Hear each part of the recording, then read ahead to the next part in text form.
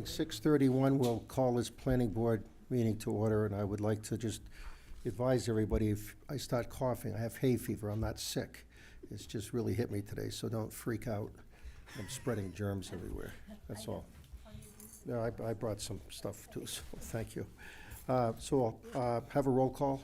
Amy Levisik. Here. Rob Moore. Present. Rich McNeil. Present. Bruce Cheney. Here. Mike Delavecchia. Here.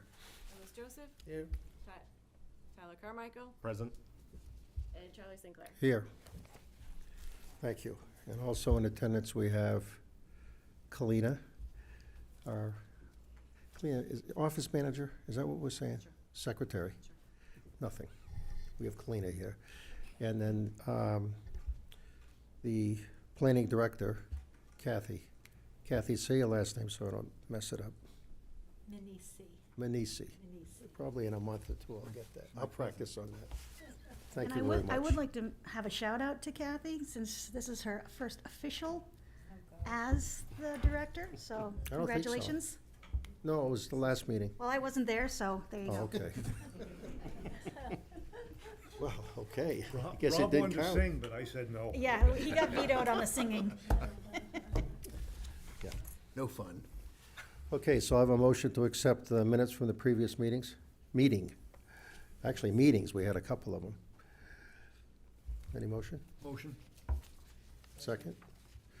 All in favor? Okay, there's no opposition to that. So, now we're going to go, the rules of procedure and draft changes, can we move that around again? I'd like to move that, so we're not keeping the audience waiting. So I'd take a motion to change the agenda here for 6.1. I'll make a motion to move rules and procedures to the end of the public hearings. A second? Second. Seconded Say by, it, boys. boy, I'll remember this later. Seconded by Amy. All those in favor? Okay, great. So now we move right down to 6.11 PL 2021-0113 SP 18 Endicott Street North, Northwater Marine, request to extend the approved completion deadline to reconstruct the storage building on lot number 10. So we have to have a motion to accept that. So moved. Second? Second. Okay, all in favor? Okay.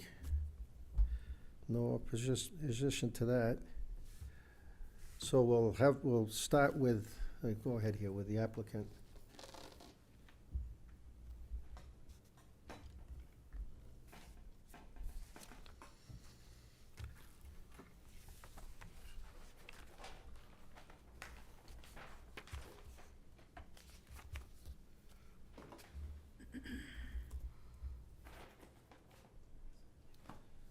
Thank you, Mr. Chair, members of the board. Michael McEwen from Dennis Myers, the Architects, representing Northwater Marine. If it pleases the board, should we discuss both lots at the same time, or should we do them independently? I don't know if we can do that. Can we do that, or should I have to read the other one into the record? Yeah, you'd have to read the other one into the record. You just won't have to get up again. Sure, How's that? that's perfect. Okay. As you're aware, we're requesting an extension of the approved application for Northwater Marine for Lot 10 and Lot 5. This is the master plan that was presented to the board with both lots shown, and the request at the time was an overall picture of the improvements to occur by the owned parcels. The immediate concern in the application applied for by Northwater Marine was an immediate safety concern on the water. One of the buildings there was actually falling into the channel. The foundation was compromised and the building was starting to move. So there was an immediate safety concern. That was the initiation of a list of services that we included in the master plan. The demolition of the buildings on the water were step one in the process to alleviate the immediate safety concern. And to date, there's been improvements in their service areas, the rental areas, and that's visible all along the water. The reason for the application extension is because the remainder of the work is currently in bidding, and that's the biggest part of the project, the heaviest lift financially. But it is in process. There's vetting of pricing and schedule that's currently ongoing. And at this time, we request no change to the current applications, just a little bit more time to complete the work. I'm smiling because I was hoping there was going to be a change, but that's just me. So that's fine. And you expect that within the next year you'll be in the way of construction, or 2 years or 3 years? Our intention is, as soon as pricing is finalized and weather cooperates, we'd like to continue with the work ongoing that's approved, and wrap as expeditiously as possible. Okay. Any questions from the staff? Or the board, I should say, not the staff, the board members? No questions at all? Well, okay, well, we'll open up a public hearing now. And we will open up the public hearing on this agenda item at 6:38. So is there anybody from the public that would like to address the applicant's request for an extension on this particular lot, and we'll do the next one afterwards? Anybody want to speak? Okay, well, I have 2 emails here, I believe, at least, actually, there's 2, I'm not going to read the whole emails because they kind of address other things up there in that area, but I will, let's see, that's Bay Street. I don't want that one. No, I got the wrong ones here.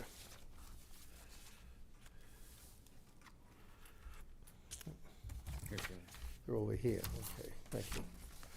Too much stuff here. Okay, but one of these is from Amanda Sheffield, and the other one's from Dean Sheffield. There may be a connection there. And the bottom line is they're not in favor of the extension being granted. They're not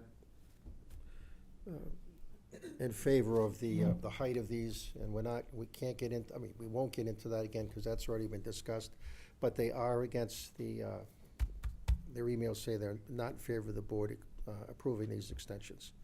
They give a list of reasons here, and which we talked about the last meeting, or at least some of us did, with regards to the 58 feet being too high. But that's pretty much covers it. They have some other concerns in here, but it does not, it goes to height all around the Weirs area, which we can take up at a later time. That's not germane to this because, again, this had already been approved, and they're only here for an approval of the extension. So does anybody have anything they want to say? Bruce? Mr. Chairman, I'd appreciate it if you'd read at least the individual The part that concerns they have. concerning this? Or- Yes, please. Okay. Okay, this is from Amanda Sheffield. I am writing to whom it may concern. I am writing to you as a concerned resident in regard to the construction of a 3 by 60 foot, it should be 58 foot, boat storage sheds at the Old Thurston Marina, and the lack of height restrictions on new constructions in and around Paugus Bay and the Weirs. We recently located to the Weirs. One of the reasons we chose the area is because it is not overly built up. I'm concerned that the lack of height restrictions on new buildings will lead to a loss of character and ambience associated with Weirs Boulevard in particular, which would be across from the channel there. While I have no problem with refurbishment improvement, I believe that these updates should be done while maintaining the general feel of the area. We should aim to improve the charm and character of the area, much as Wolfboro and Meredith have done. Adding a reasonable height restriction to new buildings would be a good start. People come to the Weirs to experience something different from what is found in the city. I'm thinking they probably mean Boston or someplace like that. Okay, so the rest of it is about casinos and stuff like that, so I don't think that's germane to that, but that is what that's what she is writing about specifically for this. And the other gentleman wrote, I hope this letter finds you well. I am writing as a concerned resident of Weirs Beach to express my deep reservations about the proposed, I'm going to correct it, it says 60-foot plus, but it's actually 58 foot boat storage sheds at the former Thurston's Marina. Okay, he's mentioning about there's no height restriction on new construction. I believe there is height restriction of 60 feet for commercial. This could significantly impact the quaint New England atmosphere and charm of our beloved community. The proposal to construct these, again, 58-foot high boat storage units close to the lake is a matter of great concern. Weirs Beach has long been cherished for its serene nature, natural beauty, and rustic charm. The introduction of such massive structures near the lakefront would would alter the character of our community as well as damage the environmental ecosystem due to the additional boat and road traffic. Okay, then he goes on to the casinos too. The last paragraph, though, I implore you to prioritize the preservation of our community's natural beauty, cultural heritage, and family-friendly environment. The introduction of a low height restriction and keeping buildings in a similar character to the current surroundings would be a great start. Weirs Beach holds a special place in the hearts of its residents, and it is our duty to protect and nurture its unique character for generations to come. And that was from Dean Sheffield. Okay, everybody? So their concern is the height of the building, but that's already been established, I correct? realize that, but because this came before us again for an extension, it kind of gives these people another bite at the apple, so to speak. Okay. To voice their concerns about this particular topic. There are, as I said, they go on to talk about height restrictions in general, which we as a board have discussed and will be discussing more in the future, but not particularly this topic here. But their concern is not about an extension technically. That's correct. I'm just telling you that because I this is, understand this. because we're talking about this again, it gives them the opportunity to come in and just make this No. commentary. Mr. Chair, Yeah. if the extension were denied, they would have to start over and put a new plan for those buildings. I don't know that we have, yes, I was made aware, and I'll let the director, we'll talk about this after the public hearing. We'll talk about this after the public hearing, okay, what you just brought up. Rob? I'd just like to remind the board, they went to the zoning board and they were approved for a variance for height. Why would they need a variance for height when it's already 60 feet for commercial and they're at 58 feet? Why would they need a variance for They got a that, variance for height because of their proximity to the water. being so close to the water? So they already got a variance for height and the zoning board approved that. Okay. Well, that's the zoning board, Those bastards. Just wanted to add that context. Gotten that. yeah. But the zoning board is the zoning board, and we're the planning board, so sometimes we meet, but not always, so. Just wanted But to that's fine. emphasize they did get their approvals for the height with the variance and going to the I zoning. don't remember that being discussed at that meeting way back 2 years ago, but maybe I just not sunk up there, so that's fine. Okay, any other discussion from the public here? We've got, come on up. Come on up, please.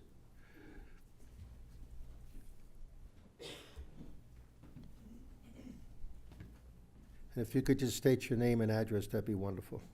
Allison Hildebrand, 85 Tower in Weirs Thank you. Beach. First, I want to ask the gentleman to your right, we couldn't hear what he was saying, that if this extension didn't happen, what was his topic? Go ahead, Mike.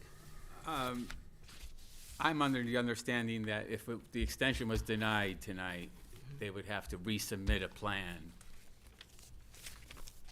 So it would have to be approved again.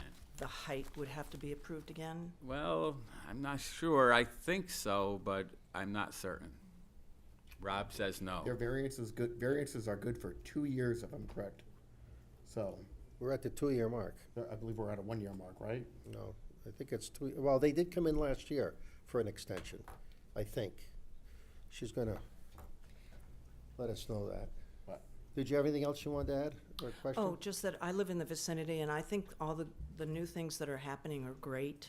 But again, I just would have think there'd be a real problem if we continued this height problem. I think that this, I'm sure it's a lovely, in its own way, going to be a lovely structure, but it so is not going to fit. And I know it's a done deal, but I just thinking anywhere in the area that you drive, you're going to see this monstrosity in the air, even if it's a beautiful building or 3 beautiful buildings, whatever it is. And I just don't want to see that continued throughout the area. I think it'd be a disaster. I think that it would truly ruin the area in the hearts of most people that come there and what they come there for.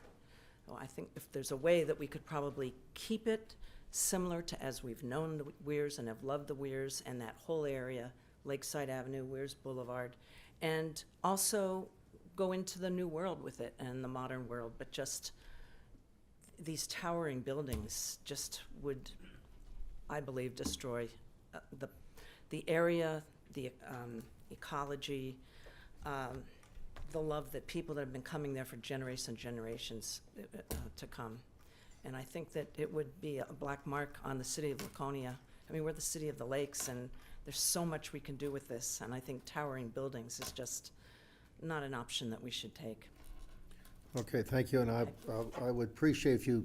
Thank you, Alice, and I If- apologize for not speaking clearly. No, that's okay. Actually, I thought I heard what you said was what you said, so I'm, But I would encourage you to stay tuned, because we will be bringing up, this board will, and at some Absolutely. point, the city council, I hope, to talk about heights along that part of the Weirs up there. So, absolutely. All right, Okay, thank you. Thank you. is there anybody else who would like to come up? Okay, we'll close the public hearing on this at 6:48. So now, you want to Discussion among the board. discuss, go ahead. These guys, I don't know how many million you're spending, Mike, but it's got to be over $10 million on this project, am I right? I wouldn't say quite that much, but it's not insignificant. I'm not happy with the buildings steel in their corporate colors. You're gonna be able to see these buildings walking on the boardwalk at Weirs Beach. You're gonna be able to see these buildings driving down 11B. You're gonna see these buildings coming down into the Weirs from Meredith. You're gonna see the buildings on the water in your boat as you enter the channel from either direction. I hate to say they're ugly, but they are warehouse-type buildings. I was against it a year ago, and I'm against it now. And I think we have another opportunity to make them improve the beauty of the buildings right now. This is our opportunity. I was not happy a year ago, and I'm not happy if it passes tonight in the manner that they've presented. Okay, anybody else? Have you studied this? Since you weren't here, I'm just picking on you, don't worry, I just want to make sure. I'm sure Rob Slowly is- work my way back I'm on sure this part. Rob has helped you with this. Any other comments from the board or questions? I just want to remind the board that they are here for only an extension. That's correct. That is the only thing they're requesting tonight. Is Is correct. an extension to their approved application. Yep. To which was already approved by the zoning board for their variance for height. That's correct. Oh, We could make a memo and send it around to everybody, Just- but we're just gonna get, reminding we're gonna people get to her. of the We're- facts. We're gonna get to the staff in a second. I just wanna make sure everybody's got their commentary in. Okay, so, Nobody else is talking, I'll talk some more. well, okay. is it germane to the, With very little effort, the buildings can be made more attractive.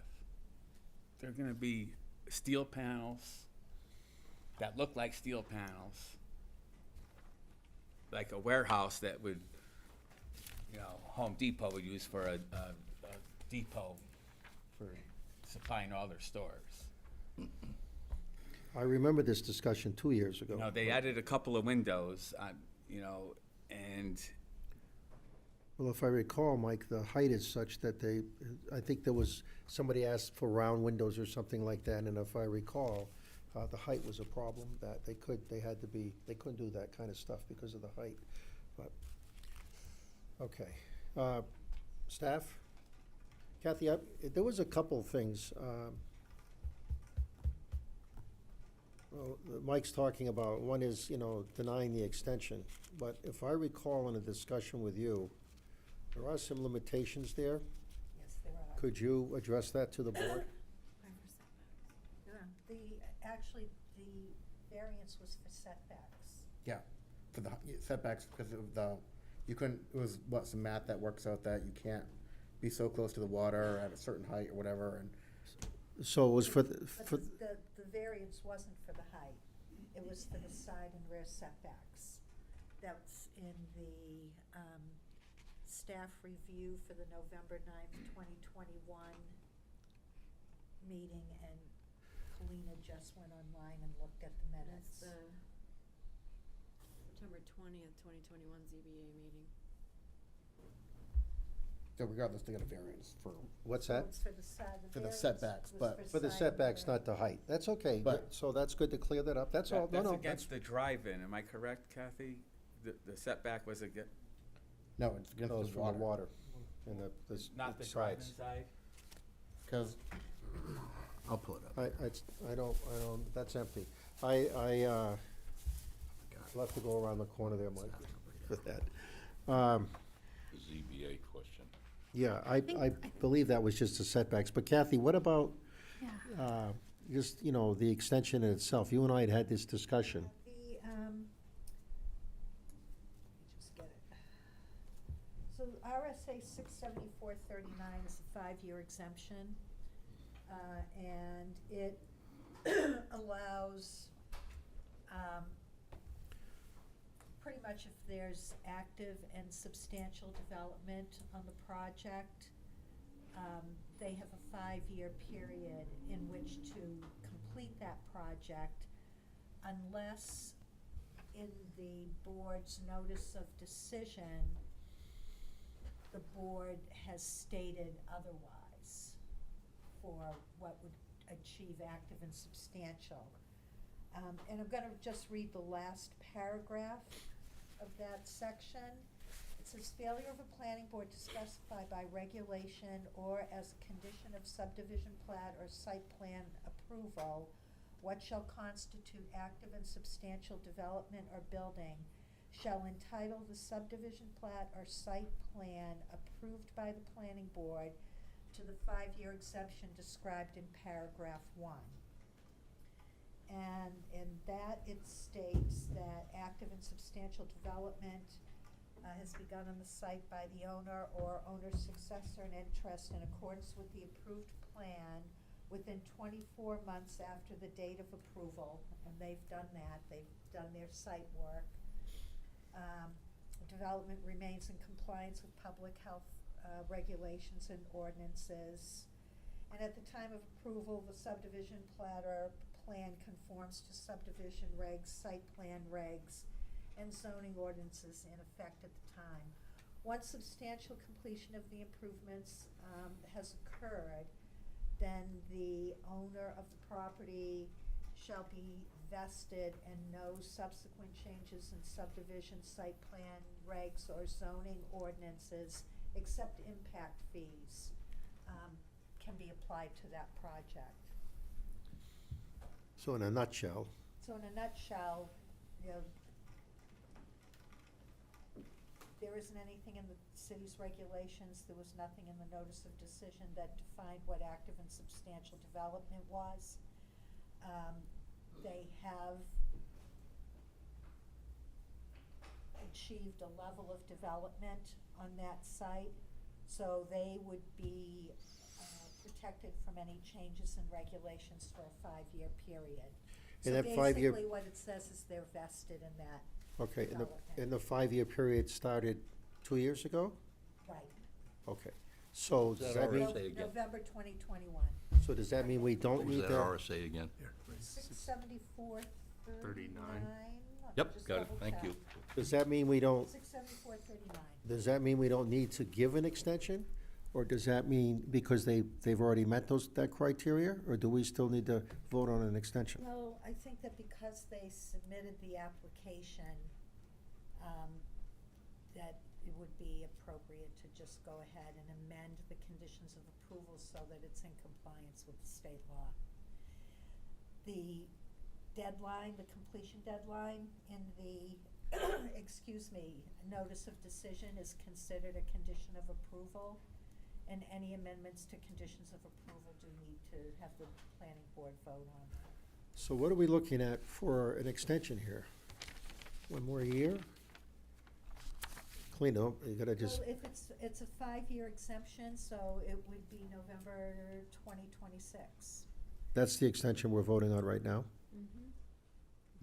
Looks like September 7th, 2026. Oh, September. Oh, that must be tied to the ZBA. That's what she was pointing at. Okay.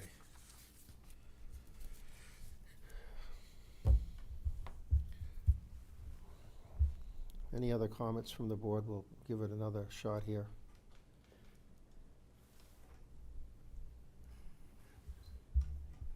Well, I think that, I'll just talk about the height, not necessarily, I think this project, as it moves along and starts going up like this, is going to wake a lot of people up with regards to the potential of height erosion, I guess you could call it, up in that area. It's gonna be, you look around the lake and you're seeing buildings 30, 35 feet, in some cases 40 feet high, but I don't know of any that are quite this high. But that be as it is, that's another topic that I hope we're gonna be working on sooner than later. Okay, I'll entertain a motion then. And then we'll have another reading for the other one, and the gentleman won't have to come back up. Kathy, for the motion, do we need to address and add in something referencing back to RSA 674-39? You can, but you don't really have to. I mean, it's a state law, so. We're kind of bound to it regardless of whether or not we mention it, so. yeah. I'll make a motion to approve the application to extend, in their extension to September 7th, 2026. Do you want to read that PL, just so we're on the record with this? PL 2021-011 SP for 18 Endicott Street North. Is there a second on that? Did I say 011 3 SP? I think so. Yes. Okay. Is there a second on that? Second. Okay, the motion's been seconded. Are there any more discussion? No. Okay, all those in favor, raise your hand. 1, 2, 3, 4, 5, 6 in favor, opposed? One opposition to that. Okay, we'll move right on to 6.3 PL 2021-0124 SP, 18 Endicott Street North. And that is what we just talked about. It's lot number 5 versus lot 10. So we don't need to have the applicant back up here. Well, I will open the public hearing again. We'll open a public hearing on this at 7 PM. Is there anybody from the public that would like to talk about this particular one? If you could just tell us the difference between these two lots and what's gonna be on each lot. We only know them as a number, 5 and 10. Well, it's a matter of, it covers, and I'll look to either to this gentleman or to Kathy, but this should cover the 3 towers. I believe that's what we're talking about, or 4 towers. Is it 4 or 3? 3. 3 towers, We yeah. were just discussing lot 10, now Right. we're on lot 5. That's correct. Lot 10 is actually the back lot that doesn't have the buildings on it. Lot Okay. 5 is the water side. All right. Well, that clears that up. I don't think it changes anybody's mind, but, okay, so that's what we're talking about now, so we just went a little ahead of on lot 10, on what we were talking about, lot 5. So, any commentary from the public? Okay, I'll close the public hearing at 7:01. Okay. Any more commentary from the board?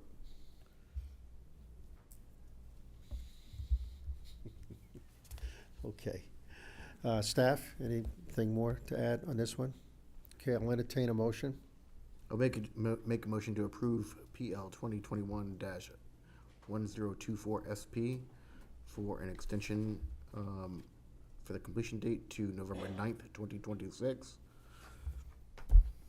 Is there a second? Second. Seems like deja vu. Okay, any more discussion? We have the opportunity. Pardon me? We have an opportunity here. Yes, is that, you'd like to enter that, so, is that your discussion? No, you all know how I feel, why I feel it. The money spent on this project to improve the looks of those buildings, when you have a steel building in the corporate color, which is like a navy blue, it's gonna be horrible at that height. I thought they were white. They're gonna be blue? Primarily white, a That's what I splash of thought. blue and a splash of gray. Okay. And to speak to the colors and to the board, we did have an exhaustive study of the buildings. We did try to color the buildings to reduce the appearance of the height. The whole tops of the buildings are all white with white roofs. So there was some Okay. efforts taken there. All right, thank you. Okay, so looking for a motion. You already Got it. have it. Already. and a No, we already have the motion. That was the discussion. I guess we're looking for a vote. Thank you, Amy. second. Aye. Okay, all in favor? Aye, Captain. All in favor? Okay, that's 6 in favor. Opposed? One You opposite. get the vote? I'm only gonna vote if, I had said that earlier, I'll vote if if it's a tie. Okay. I hate to be the only one. I know, well, you know where my heart's at, but, all right, that's a 6-1 vote. So thank you very much for coming in again. Thank you for your time. Okay, we'll go to 6.4, PL 2022-0070 SP 0071 CUP Performance Zone 35, 53, 71 Winnisquam Ave. This is a request to extend the Mylar deadline for the proposal to reconstruct the retaining wall, boat ramp, boathouse, and one residential building within the 4 parcels. So I need a motion to accept this application. So said. You want to second it, Amy? Because I know I was looking at you, but we'll split it up a little bit. Okay, all in favor of accepting this? Okay, no opposition? Okay, Hello, my name is Jessica Jacobson. I am here with Wilcox and Barton, speaking on behalf of Naughty Marina, Inc. We are here to request the extension regarding the final plans, and that is regarding final revised plans for the retaining wall per the DPW comments. So we are working with the Winnipesaukee River Basin Program, DES, and DPW to get those final plans with the wall detailing to the level of detail for the construction means and methods.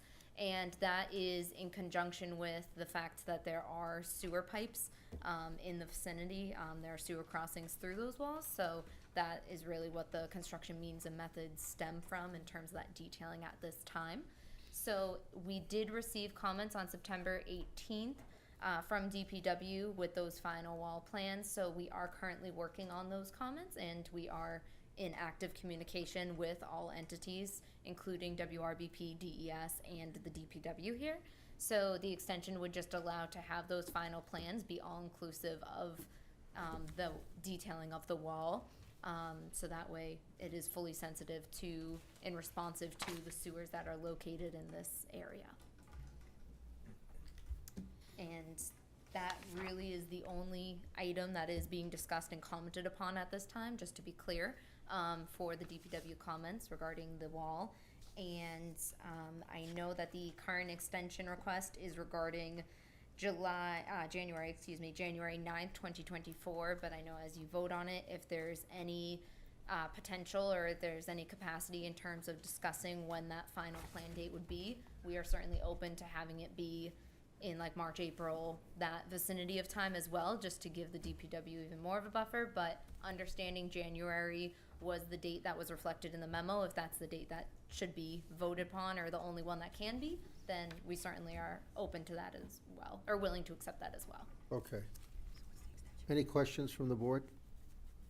It's just for the Mylar. I have a question. So has anything started over there? I went by, I didn't really. No, so, we have the state permits, it's currently in the appeal period. We have the site plan application approval. One of the approval conditions for the site plan approval is for the DPW comments to be, responded to fully, so that's what we're working towards regarding this wall detailing. So no work on site, has occurred or will occur. They've done cleanup, like, in terms of like the cleanup of the paved area, cleanup of the brush that's right there. So, I mean, they've definitely made it look better, but no construction and no work on it thus far. Okay. Any questions from the board? Okay, thank you. I guess we'll open the public hearing now at 7:07. Are there any abutters here that would wish to comment on this agenda item? Is Wes Anderson here? He will be, but he's not here for this. He's not here now. Okay. He's doing a sidewalk presentation. Right, I didn't know if he was here already Not yet. to enjoy the, No, They're only asking. I did The talk Joing to him sign. about this, oh, okay, you can talk about Can we that then. change the completion date just Okay, for- nobody else? Does the underground sewer have anything to do What- with 62 Winnisquam Ave? Sir, can you just approach up here, please?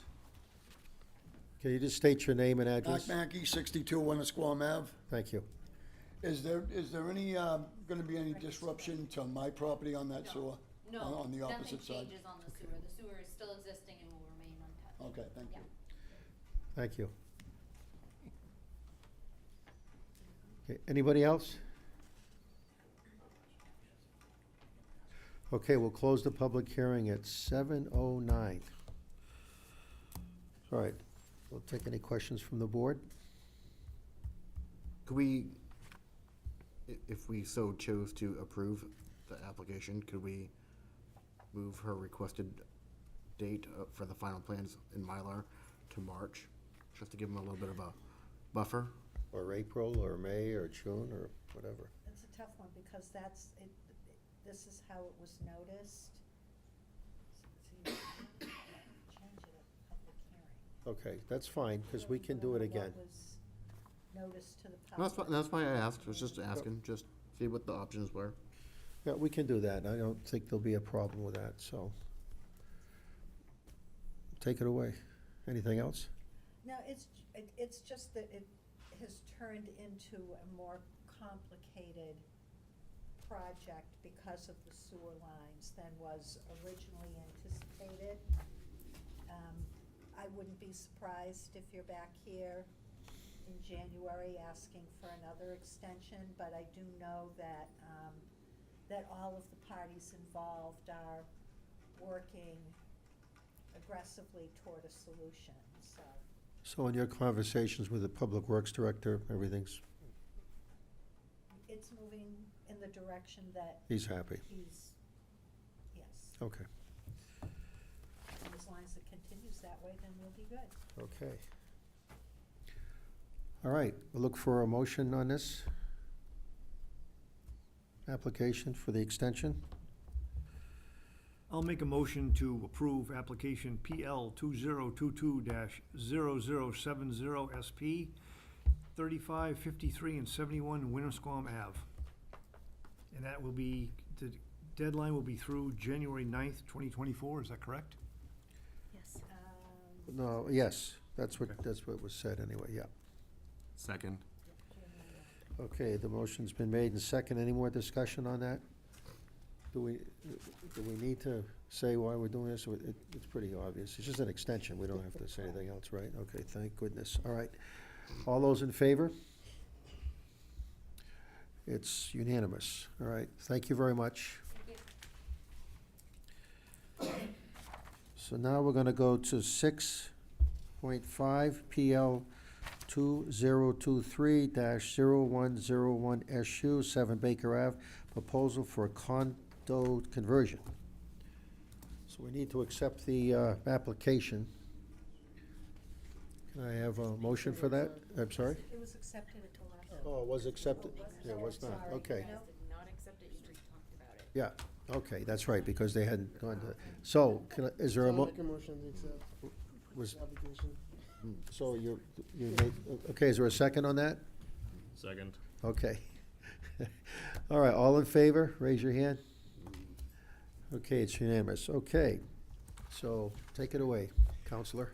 Well, the reason that it was continued or from the last meeting, I understand, is to be able to go to the zoning board of adjustment, and so that when the planning board dealt with this, that they were in fact dealing with an eight-unit building. And we did go to the ZBA last night, and we did get the variance for the 8 units. So what we're doing is we're allowing, this is an 8-unit condominium. It is located at 7 Baker Street. It is currently used as a hotel, and basically it's going to be turned into condominiums. And this property has off-site parking that's deeded into its lot over here, so it does meet the parking requirements of a space and a half per unit. Oh. Kalina, can you Can't see move the sign. thing so that they can see it? There's no place to put it. No, you're good, you're good. Oh, That's she it. can, okay, good. And so, there's an easement for parking. Can you point that out again, because they couldn't have seen it in the back? Yes, right here, there's a parking lot right here that they have deeded access to. And that covers everything they need. That covers everything they need. Also, Stacy Casala is going to, she's the owner of the property, and she's going to reside there. These are intended to be affordable housing. Maybe some people in the area can afford to live there. If she wants to live there, she's going to carefully evaluate who she wants to be her neighbors. And I think that we would probably all agree that even though we hate to see the hotel stock go down, we know that probably people that are owners in the building are going to be more quiet and respectful to the other neighbors in the neighborhood than people that come up and rent a room for the weekend. So we think that it's going to be a positive for the Weirs area. And there was some staff recommendations in the, that we approve of. I think that some of those need to be pushed out a little bit because one of the deadlines was October 5th, so obviously those have to be pushed out a little bit. But we have no other issues with what staff has recommended as conditions of approval. This is very straightforward. The condominium documents have been submitted to the planning department. And basically this is a straightforward condominium conversion in a tourist area where the condominiums will be popular and will be affordable housing for the area. If there's any questions, I'd be happy to answer them. Any questions from anybody? I have a question. Okay. Is the parking lot adjacent to the units, or is it just down the street? It's hard for me to tell from here. Just down the street, sir. This is the Okay. building. It's just the right. And so there's a parcel separating the two, and that was the Well- easement you were approved for? No, they bought an easement from the people that own this Gotcha. building. Okay. Okay, just curious. Any other questions? Counselor? Didn't have, you didn't have any questions? All right. I remember you had one, I think, the last time they're here. Okay, staff recommendation? I'm sorry, Mike, did you have something? Phil, how many parking spots are in that? 12. There's 12 spots? Okay. Yeah, so there's enough. Very good. And Mike, sorry for the Groundhog Day. Okay, it's obviously something private. All right, Kathy?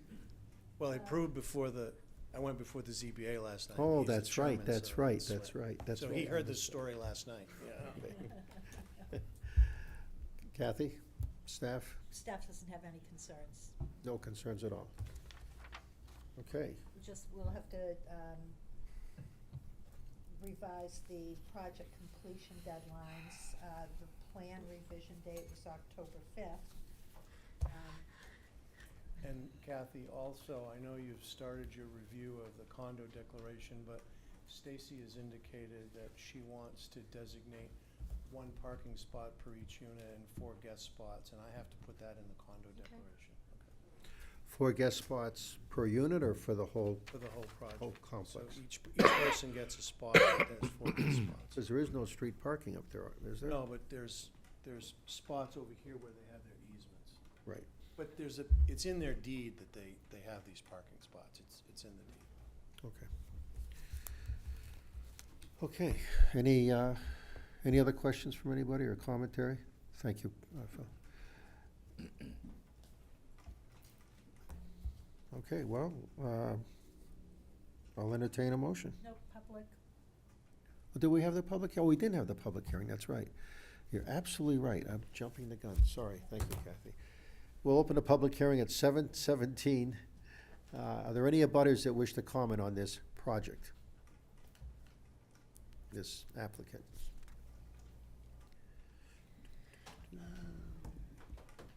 Okay, seeing none, we'll close the public hearing at 7:18. Now I'll entertain, unless there's some more commentary, it doesn't look like there's any. I have a comment, Charlie.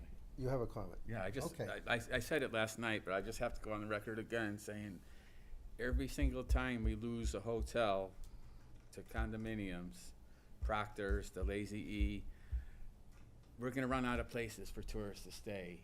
And without the tourists coming, restaurants will suffer, retail will suffer, everybody suffers. We can't stop them from going condo, but it's just the way the city council's attitude toward short-term rentals are, there's gonna be no place for people to stay. Well, I'm not sure I would totally agree with the council's opinion on that. It seems like, I probably should let Councilor Cheney respond to that, but it seems like the council has kind of drawn a line in the sand outside of the commercial resort area with regards to short-term rentals. And I know the planning department's involved in that too, enforcing that. And I'm pretty sure there's a couple, and you correct me if I'm wrong, but I'm pretty sure there's a couple cases now that are being watched carefully. There are, and they created as much fireworks as I've experienced in 6 or 7 years from neighbors, so. Who are unhappy about the situation. You know, discussions about parties till 2 and 3 in the morning, and neighbors walking in, or I mean, visitors walking into their houses and Yeah. using their docks, and the list goes on and on. So I mean, at first blush, it may appear that the council is opposed to short-term rentals. That's not it. We're opposed to doing it in non-commercial areas because people who live in a non-commercial area aren't expecting commercial Activities. And one of the ones that I'm aware of was very commercial. I mean, dozens of cars and in a very Residential area. residential neighborhood, yes, so. I know up at the Weirs, in that area up there, and I totally agree with you, Mike, on the hotel motels. I mean, we've had a few people tell us they were gonna be such, and then all of a sudden, they turned to condos. But I will say, when I look at some of the properties up there, they're almost like motels or hotels because people are renting the places for a week at a time, which makes sense in that area up there, because people come up for vacation, they don't want a room for 1 night or 2 nights. It may be less expensive for them to rent somebody's, a building that's been made just for that reason. I can think of a couple of locations up there in Lakeside Avenue. And I'm pretty sure that those people that come up here are spending a lot of money visiting all the businesses, et cetera. Okay, anybody else? Okay, now I'll entertain a motion on this. If I could make a Please. quick amendment to the recommended conditions of approval, move the plan revision date out. Phil, do you think November 7th would be sufficient? That would be fine. Okay. So change the plan revision date to November 7th. That's from 9/5, or October 5th. From October 5th Sorry, to yeah. November 7th. So it's about a month. And then the project completion deadline, I would recommend moving it out to the same date, in 2024, November 7th, 2024. Is that okay with you, Phil? Does that work? November 7th, 2024 is fine, Mr. Chairman. Okay. Thank you. Okay, so we'll take a motion to approve that with those two conditions. Anybody? Amy? Stop looking at me too, Charlie. Well, you lost out on the other one, so I wanted to, I like the felt little bad. easy ones. Do we want to have some key findings that we want to identify? Yeah. Oh, Yeah, yes, no. yes, yes. Okay, go ahead, Rob, because I could see Amy's not in favor Oh, of I'm that. just not creative enough tonight to come up with any. Somebody. Some great language, Tyler. Come on, we're dragging the meeting out, kids. Somebody jump on Put me this. on the spot. We're all in agreement. Our previous chairman tended to list those for us. I remember correctly. I remember that. No actually. pressure, Charlie, but, you No, know, no, that might no, be a no. good idea. I think Kathy did a good job on that, but this is obviously an improvement to, I think this is an improvement for that neighborhood, quite frankly, because I think this is going to solidify the residential situation up there. It's a tight street up there, it really is, and I think by having just residents there, you're going to improve the quality of that street in the neighborhood. And low income, Affordable, affordable, yes. affordable, okay? Does that help with everybody? That sounds fabulous. Thank you very Fabulous. much. Can you repeat that now? Nope. Figures. I'm still entertaining a motion here. We'll give this a go. Motion to approve PL 2023-0101 SU, Subject to the changes recommended. 7 by the Baker director. Ave. Yeah, subject to the changes as recommended by the planning director. okay. And with everything else I just said. Yeah, and for 7 Baker Avenue, for the condo conversion. Does he have to repeat what I said? I wrote it down. Okay, she listed them, so you're good. All right, is there a second on that? Well, thank you, Rob. Oh, Counselor Cheney, well, he beat you to it. Any more commentary, discussion? Okay, all those in favor? It's unanimous. All right, thank you very much.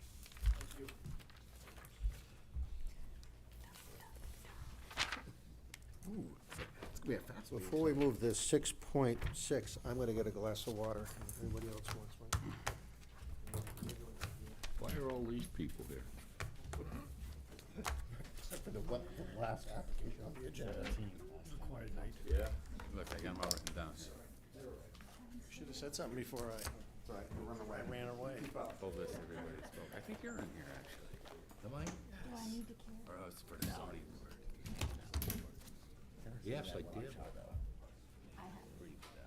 And I'm gonna bitch about it again tonight. Sure. And hold on. But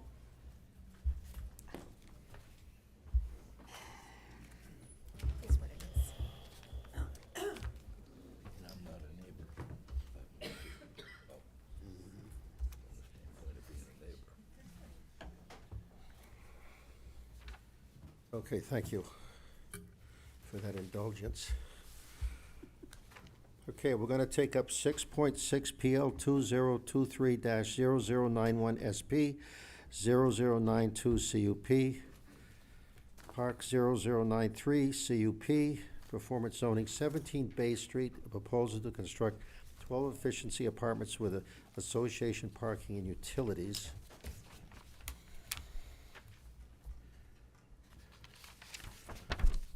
Does, we do need to accept this again, or no, it's a continuance? Right. So, who's here? Hello. For the record, my name's Carmen Lorenz. I'm the Executive Director at Lakes Region Community Developers. Thank you for approving our continuance request. We appreciate that. Tonight, I wanted to just take a little bit of time to talk to some of the comments that were from the July public hearing meeting, because that meeting was very long and hot. I'm sure you all remember, so we didn't really get a chance to do that. And in that, so at the end of that meeting, we sort of ended with a need to look at variance for parking at 193 Court Street, which is our office. And there was also a suggestion that we get some police data. So I've invited some folks to join me tonight to provide some information on both of those topics for you. And then I did also want to just walk through the performance zoning criteria, because there seems to be some confusion amongst members of the public in terms of what the criteria are that are being applied to this project. So that's kind of what we're going to cover in our presentation. So just to start out, responding to some of the comments from the July hearing, I did send a letter dated August 1st. I think you all have that in your packet. One of the issues that was discussed at the meeting was sort of like, why did we have to choose this site? Why couldn't we do this project somewhere else? So I did just want to clarify what our site selection process was. At the time that we entered into the purchase agreement, which was in December of 2022, there weren't any other sites in the entire city that met the criteria that we had. So we're generally, we need an empty lot or a building. An occupied building doesn't work for us, because our mission is to create housing opportunities, not take housing opportunities away from people that are already housed. And so we tend to steer clear of occupied buildings, because we have to displace the people that are living there in order to do our project. And that's completely against our mission. We also, if we're displacing people, most of our funding sources require us to pay for their relocation. So that includes moving costs, and also if their rent in their new apartment is more than where they were, we have to pay the difference for a period of time, which quickly makes a project financially infeasible. So we steer clear of that.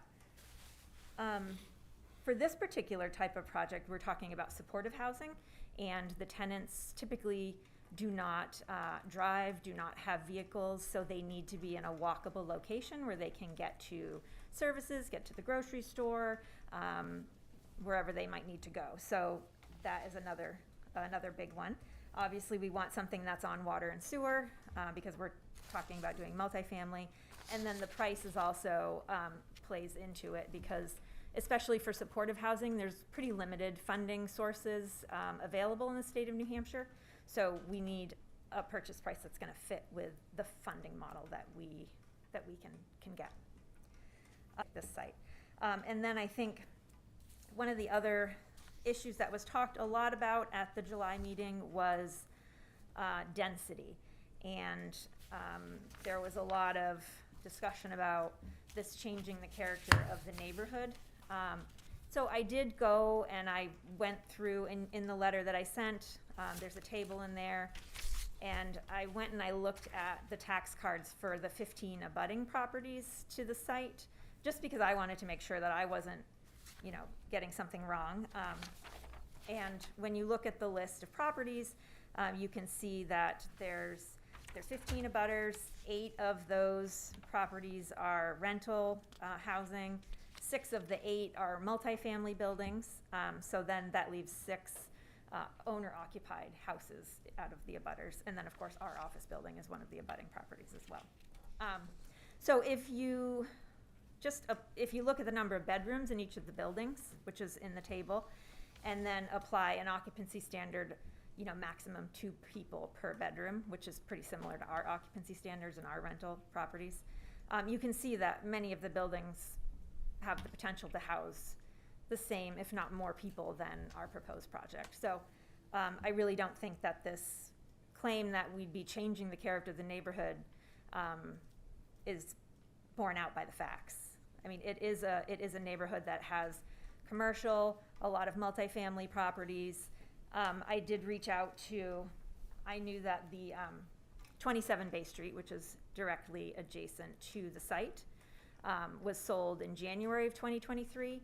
And so I did reach out to the broker who sold the property, just to get, I said, would you mind explaining the process that your experience selling that property?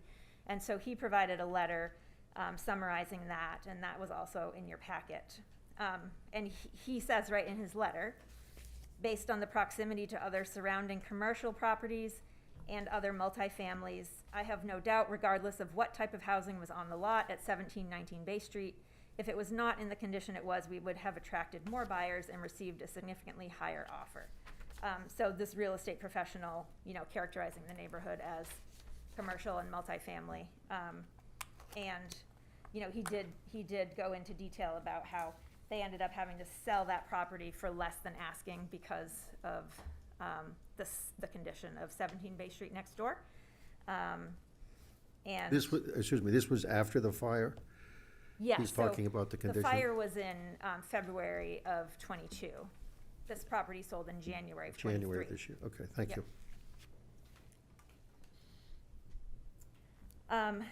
So I think in terms of character of the neighborhood, providing some information to you to show that the neighborhood is not in fact all single-family owner-occupied housing. It is definitely a mix, and there's definitely a lot of multifamily units. The other question that came up in July regarding density was, why does it have to be 12 units? Why can't they do 6 units? So the answer to that is pretty straightforward. It's just math. When you're doing a project like this, you've got to have enough rental income to cover the debt service, the operating costs. And this project, while we do have grant funding that we have been awarded, we've got just under $2 million in grant funding. It's actually a $2.7 million project. So we'll have a mortgage of about $650,000 to $700,000. So we need to generate enough income to cover, all the operating costs that any landlord would have, plus the debt service. And we want to make sure that we can fund repair and replacement reserves so that we can keep the property looking nice over time. And I think one thing that's important to note is that when you're dealing with a site like this, a lot of the development costs are fixed. So if we did 6 units, it's not going to save as much money as you think, because we still have to deal with the site, all the site work that needs to be done. There's quite an extensive drainage system that our engineer has put together. We have to put in fencing and plantings and rebuild the sidewalk and lighting. So all of those costs are pretty much the same whether you're doing 6 units or 12 units. You just can't generate as much rental income, and definitely not enough rental income to cover the debt service and the operating costs. So I just wanted to address that to make sure people understood that, as a developer that's been doing this kind of affordable housing for 30 years, that's the first thing that we do is a financial feasibility analysis when we're looking at a site. And we figure out what density do we need in order to make this project financially viable. And so 12 units that's what we need, because these are efficiency units, and the funding sources that we're using, we're making a contract, right? We're saying we will provide housing, and they're going to give us a rental subsidy for this housing because this population has very low income. So we can only charge so much rent. We can't charge whatever rent we want. The most rent we can charge is $926 per efficiency unit in the building. So even if we're 100% occupied every day of the year, there's a maximum cap to what the building could generate for income. So we have to make sure that the operating costs and the debt service and the income levels are the same. Otherwise, the property's not going to do well over time. So I wanted to address that for you. And then some of the other issues, vehicle traffic and parking. So as you'll recall, at the July meeting, we ended with, we're going to go try and get the variance for our office so that we could dedicate 6 of the spaces at our office, which is within 100 feet of the site, to the apartment building project. We have never felt that we needed to have 12 parking spaces total. We have the 6 parking spaces on site, and then we were trying to get the 6 at our office.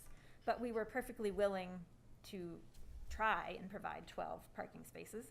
We're still willing to do something like, can we have some kind of arrangement where maybe they can just park there at night if they need to? But we were very comfortable saying, yeah, we'll give 6 spaces to this building. It's never going to be used because most of these people don't have cars. So I did want to just invite Maggie Pritchard, who's the CEO of Lakes Region Mental Health Center, to come up and just give you some more information about the tenants and transportation needs and parking and vehicles and all of that, because she's been working with this population for a very long time, and I think that might be helpful for you. Come on up if you could just. Thank you, Carmen. My name is Maggie Pritchard, for the record, and I am the CEO at Lakes Region Mental Health Center. I started my career 41 years ago in supported housing, and when we started to work with community developers and thought about this project, I was extremely excited because it takes me back to what I know people need, which is support where they're living and a good, clean, warm place to live, right? And so we were excited because we know that our patients can't afford, right, the rates of rents that are around. So this is affordable housing. This is subsidized housing. The average income of somebody on a disability check is less than $1,000 a month if they're on Social Security disability. So they're not going to be able to pay typical rents. The other thing about people with major mental illnesses, it's great when they can have their own space, right? In the old days, you used to see people opening up group homes and 10 people in a place. What we found is that people really need their own space, their own quietness, and a manageable size unit to take care of. And so looking at efficiencies made the greatest sense to us of all, right? We know that our patients don't have cars. That's why we have a DOT van across the street that we got from the state to help them get to the grocery store, get to doctor's appointments, go to court in Concord for their disabilities things. All of those things we think about. We also put a bike rack there because part of what mental health centers do is to look at the physical health of their patients, because people with major mental illnesses die 25 years earlier than the rest of us, right? Because they have comorbid medical conditions with their psychiatric conditions, which shortens their lifespan.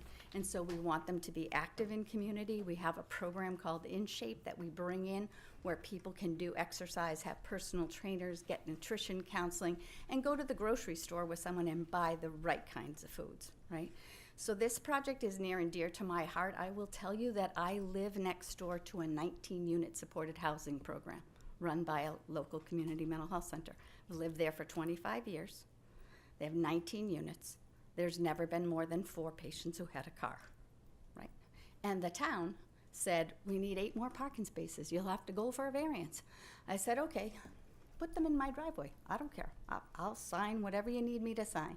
They put 8 parking spaces in my driveway, and in 25 years, no one has ever parked in my driveway. I would be happy to have them park in my driveway, but unfortunately, you can't afford a car. You can't afford to maintain a car. You can't afford to have the insurance. And so once in a great while, a patient might be gifted a car, their mother died, what have you, they got the car, and then keeping it on the road and keeping it up to date is really a struggle.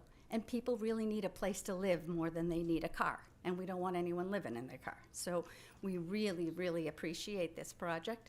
I will tell you that the services that we offer are designed to keep people healthy and on the road to recovery and getting them back into the workforce here in Laconia so that they can work at the grocery store, work at a restaurant, and improve the lives of people who just need some support to get back on their feet, to get on the right medication, to get the right services, and be functioning members of this community.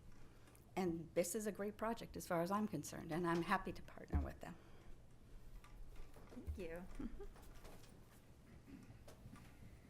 Another issue that was raised in terms of cars, and Maggie sort of referred to it, you know, if someone is gifted a car and then it stops working, what happens? We don't want there to be a junkyard situation. I think someone at the July meeting, claimed, well, the people who lived there before had all sorts of broken down cars in their yard, and that's what's going to happen here.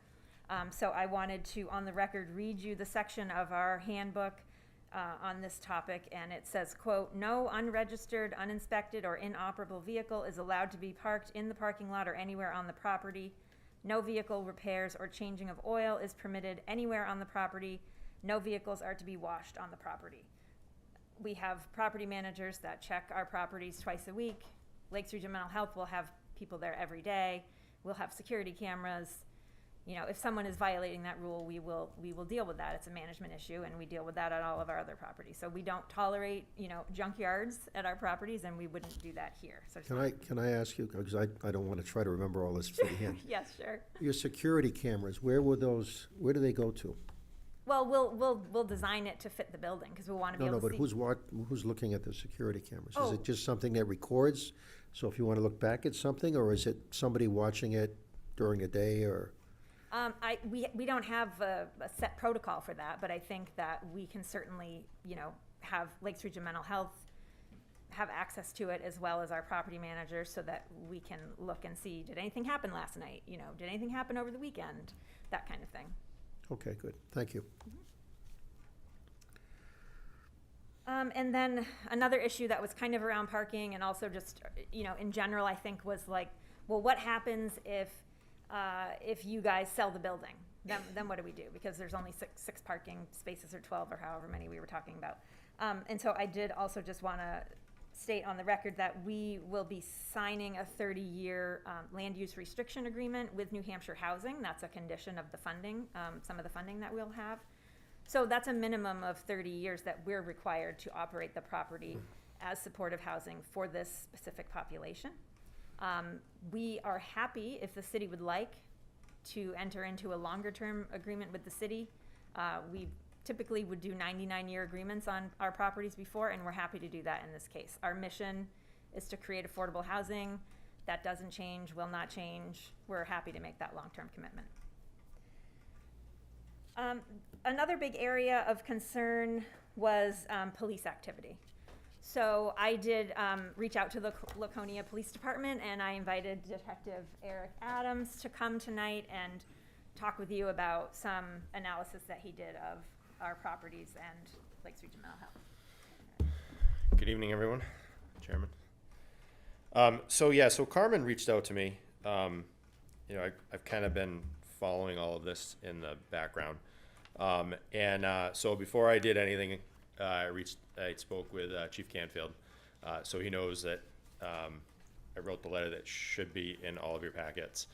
And so basically, he advised me to provide just some strict information on the facts based on calls for service in reference to what impact it has had on the emergency services. So what I did was I asked Carmen to provide me all of the properties that they own, right? So if I'm going to do an analysis and I'm going to stand here in front of you, I want you guys to get the full picture. And so as you can see in your packets,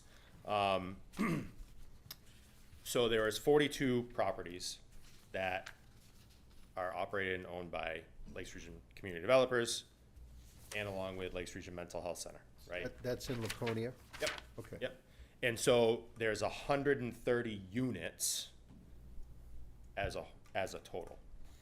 So what I did was I actually went through each property and looked for, I started January 1, 2023 to present, which was when I wrote and signed the letter. So September of 2020, September 25th. And so basically what it comes down to is you can see a breakdown of the calls for service. And so the way it looks is out of those 42 properties, 29 of them are the ones that really generated calls, okay? And so what I wanted to do was I wanted to break it down even more, and I wanted to find out how many calls specific. So you're looking at 112 calls from January 1 to September 25th for those 29 properties, all right? Now, if you look at the calls for service, what you're gonna see is, and this is where I wanna explain to you guys, have a good understanding of it, is that out of those, just pull this up on my, I have the other part. So out of those calls, oh, you got one? Oh, that would be much better. Thank you.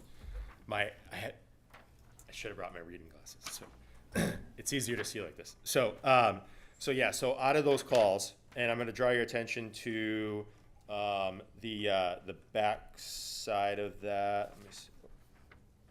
Do you also want my Yep. glasses? So, nope, I'm good. So on the back side, the second page, so you're gonna see where it says of the 29 properties, right, that generated calls for service, there were 5 properties that generated more than 6 calls for service, okay? So, and there are a variety of calls such as domestic disturbance, neighbor disputes, officer wanted, abandoned calls, 911, hang-ups, things like that. And of those, 3 of those properties were the ones that generated the vast majority of those specific calls. Now, I can look in our system and I can see who we responded to, the names, all that stuff. So what I did was I reached out to Carmen and I said, these are the main issues. What happened? I knew what happened. They were domestic disturbances, issues with the tenant. And this is where Carmen explained to me we knew that they were having issues and they were evicted from the property, okay? So they didn't let it drag on. This was an issue that was identified and was handled. The one thing I can say about working, I mean, the vast majority of you know the work that I do at the PD. It's not that typical patrol stuff. But what I can tell you is that I do work closely with these organizations. They're very straightforward. When they have an issue that comes up, they reach out to me or Steve Orton, someone at the PD, identify the issue, and we work on how we're going to resolve it to keep the least amount of impact to the rest of the building.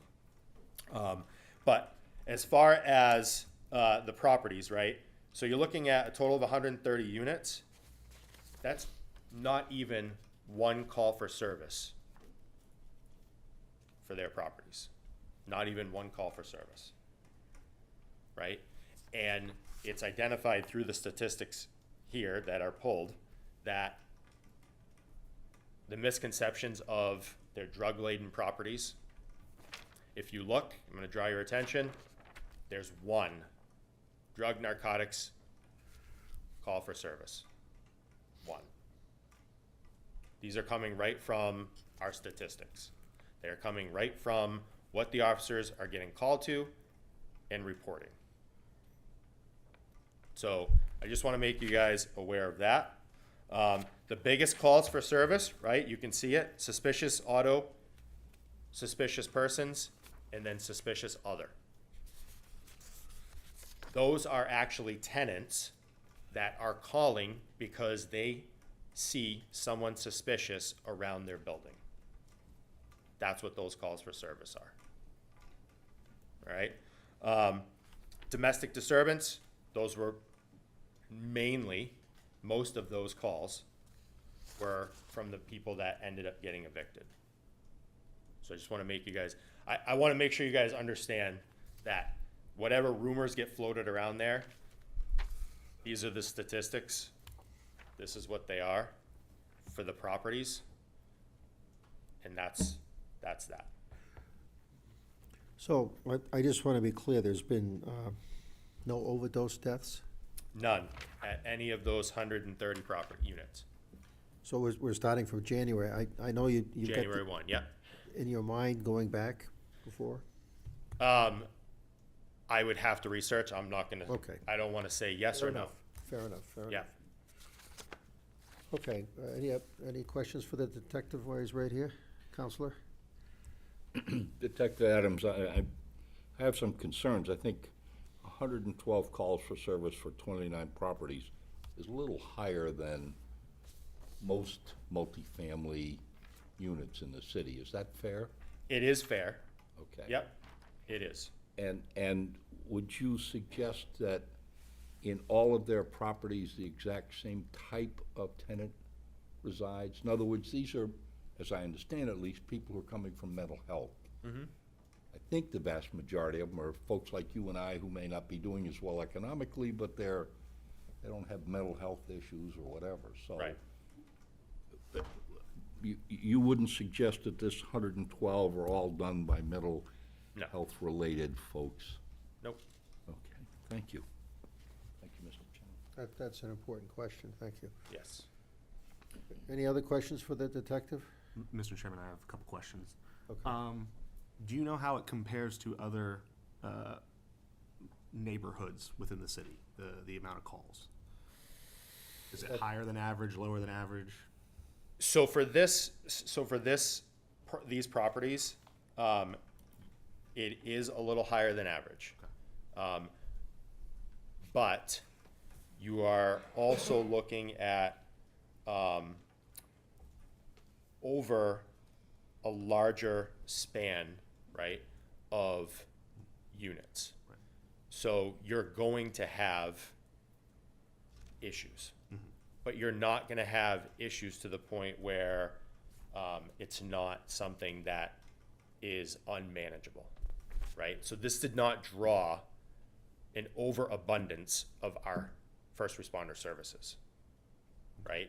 Because if you break it down, only 5 of those properties, actually 3 of those, were the ones that had the majority 6 calls or more. The others had an average of anywhere from 1 call to 3 calls to 5 calls. And then if you're looking at the calls for service, they're everything from getting served paperwork, or they want to report a fraud or a theft. They want to report any type of criminal mischief, or officer wanted was another high one. That was 9 calls, right? Officer wanted could be anything, right? It could be, and I do know that in some of the calls, it was, I hear noises downstairs. They don't want to say what it is, right? So it could be anything. Some just wanted to give information. Some just wanted to, and you have to look at some of, like what Councilor Cheney was saying as well, is some struggle with mental health, right? So some of those, they're just calling because they want to talk to somebody. And we get that a lot. And there's several individuals in our community that just call our dispatch unit just to talk to somebody. So it's not uncommon to get calls like that. We show up and they just want to talk to us. So that's not uncommon. Okay. But if you're looking at violent crime, right? Because that's obviously a scary thing, right? So I'm not going to sugarcoat it. There was 2 assaults, and there were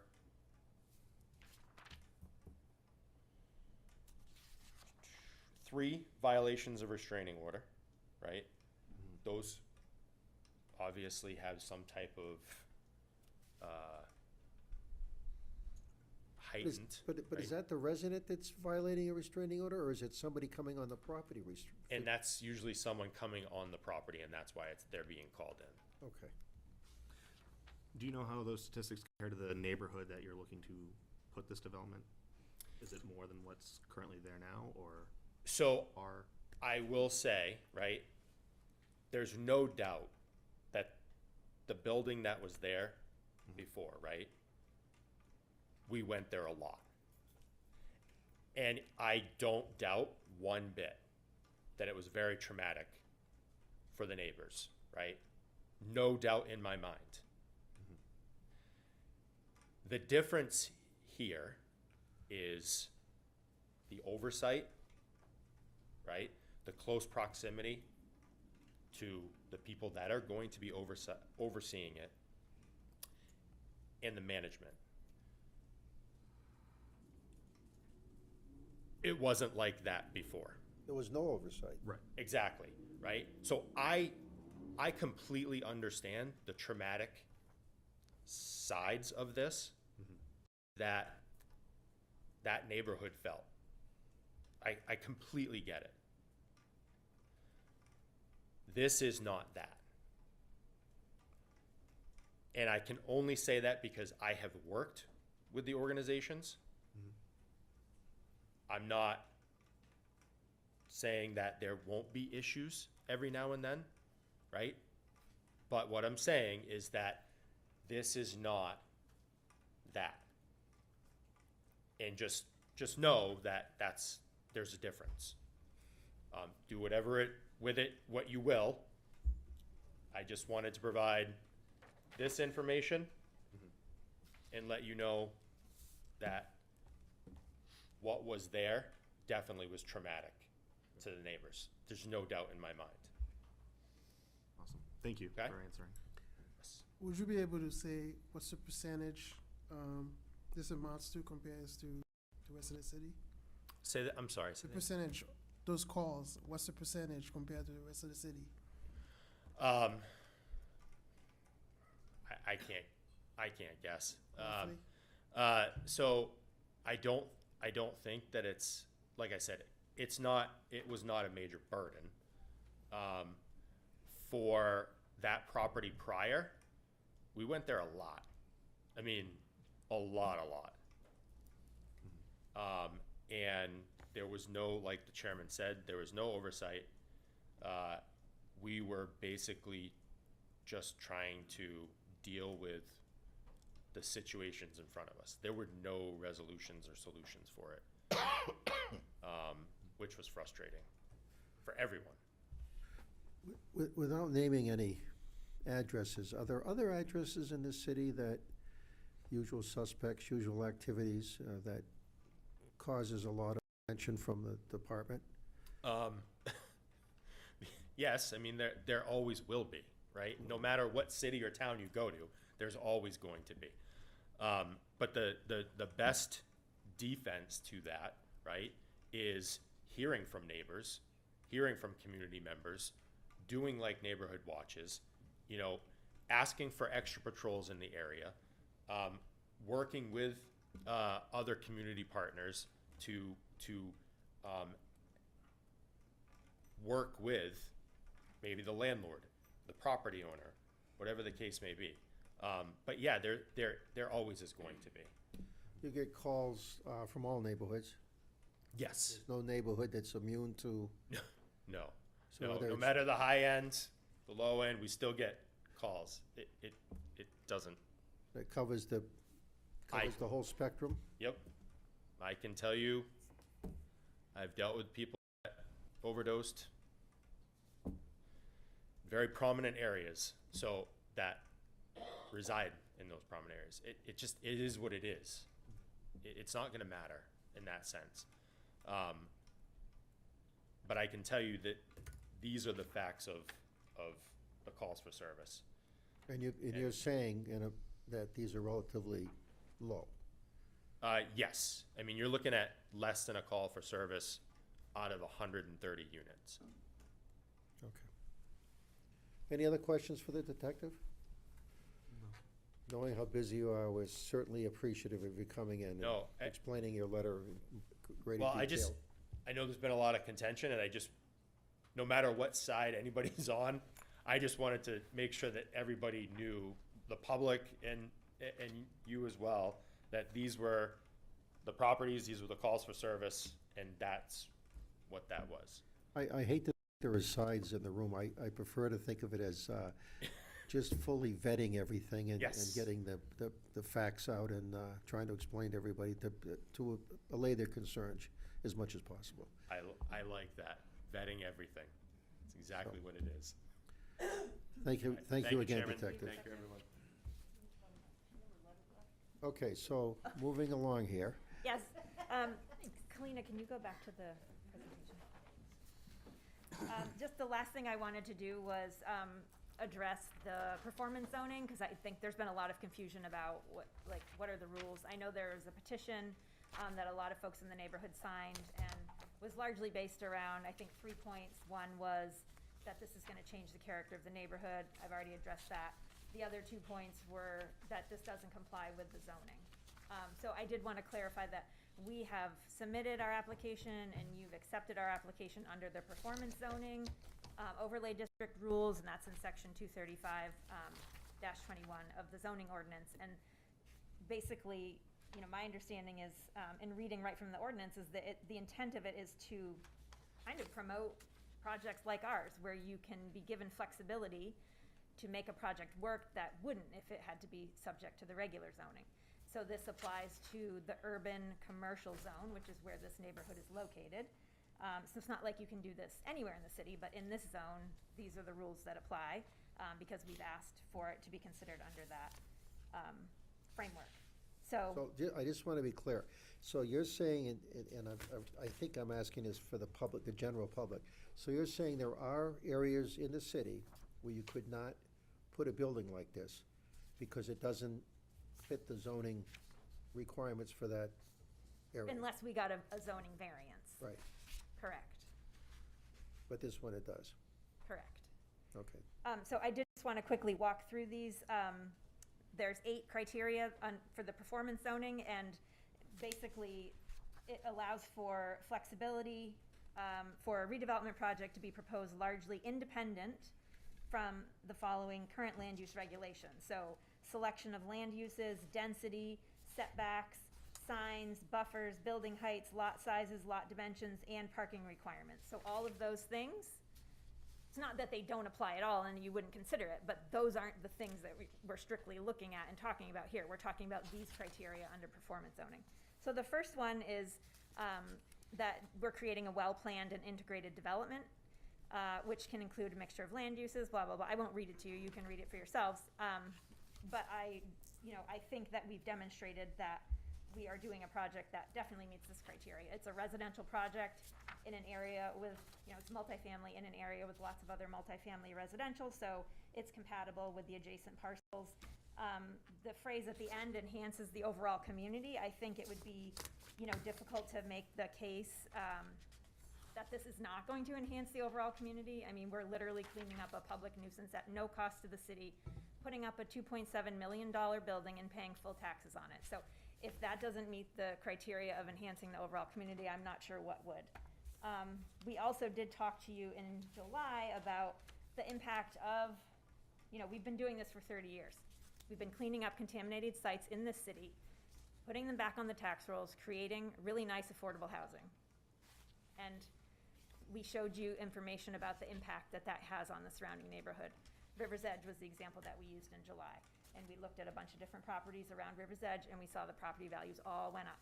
We have this letter from the realtor who sold 27 Bay Street saying, yeah, if you guys had a building there, I could have sold that for a lot more money.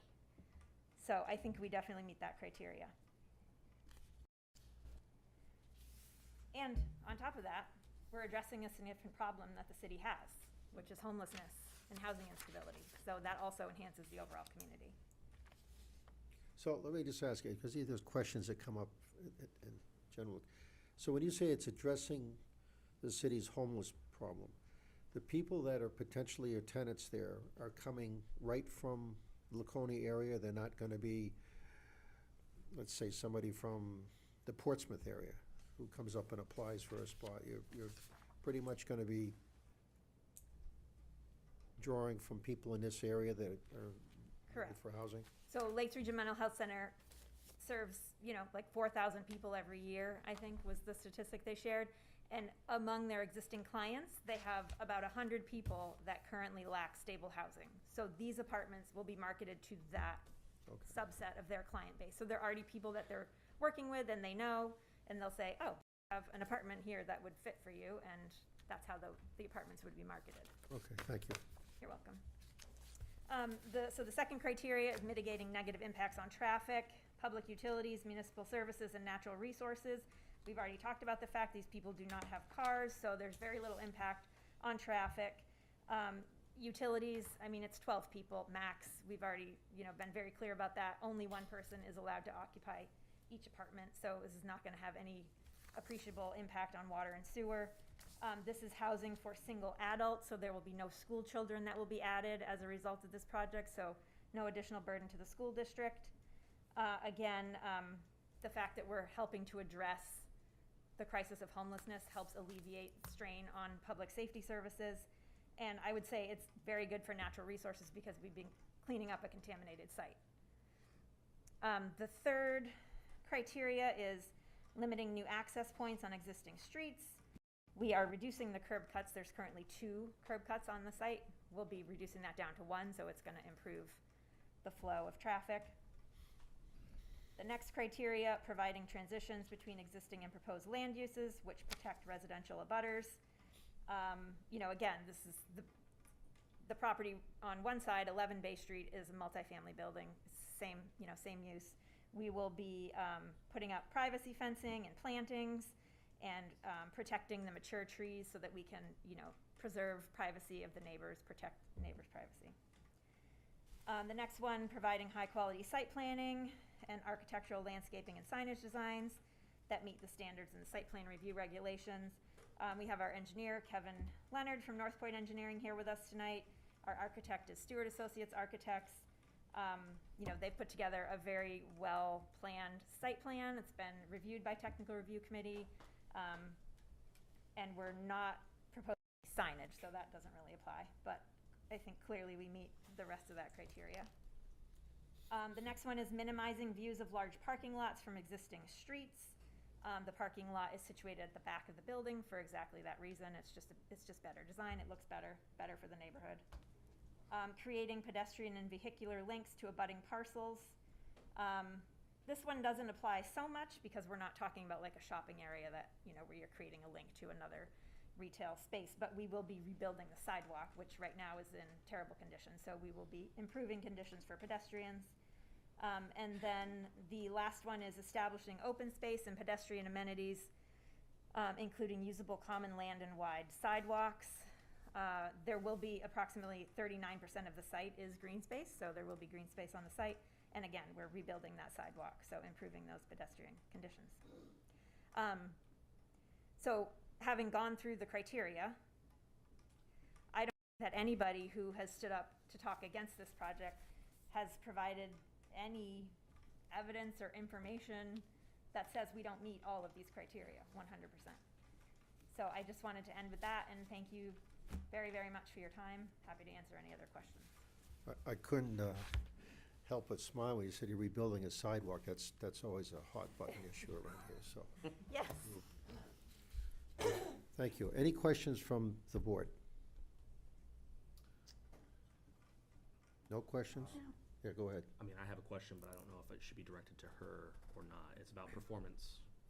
We could save that for the staff, I guess, when we do that. Any other questions? I guess I do have a question, Go ahead, Counselor. Mr. Chairman. My concern is, and I know you know, that the city requires 1.5 parking spaces per unit.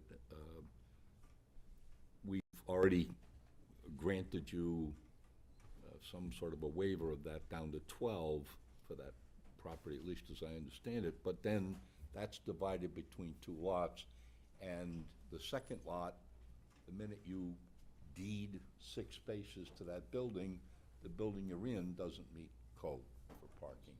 And I'm really concerned because, the city's ordinances are pretty specific, and you seem, to me at least, seem to gloss over this parking issue. I know your argument is nobody drives a car in these places, but what if they do, and what if we need parking? Or worse yet, what if you want to sell your commercial property and whoever you sell it to can't use it because they don't have enough parking spaces? I apologize, I didn't clarify. Our variance request for the office was denied, so we are just talking about, we revised our conditional use permit for alternative parking to we are just asking for 6 total spaces. That's it, 6 spaces on site, no other spaces. The letter that Maggie sent and included in your packet referred to the ability that Lakes Region Mental Health Center has to offer, should someone need it, transportation to off-site parking. Again, I think we've provided a lot of information to demonstrate that these individuals do not have cars, and we've also provided information to show the long-term use of this building for this population. So, but we are, just to clarify that, we are talking about just 6 spaces. Thank you, Mr. Chairman. Okay, any other questions? I have a question for you. So, I know you've brought this up quite a few times, but if you don't mind indulging me a little bit. You have 12 efficiency units here, and we have 6 spaces for parking. Is there any way that you could, and I'm all for, I mean, I think it's great, you have a wonderful backing, and I think your program itself is awesome. But I'm wondering if we could make this a 6 unit, but family, a two bedroom unit versus a 6 1-bedroom units. That way you could, I'm assuming you could charge more for a 2-bedroom unit. And then we could give you the variance of the 3 spaces is all you would need is a total of 9, right? For a 6-bedroom or a 6 unit. Correct me if I'm wrong. I believe you have to have 9, and we could give the variance of the 3, and you could still have the 6 units. I just think,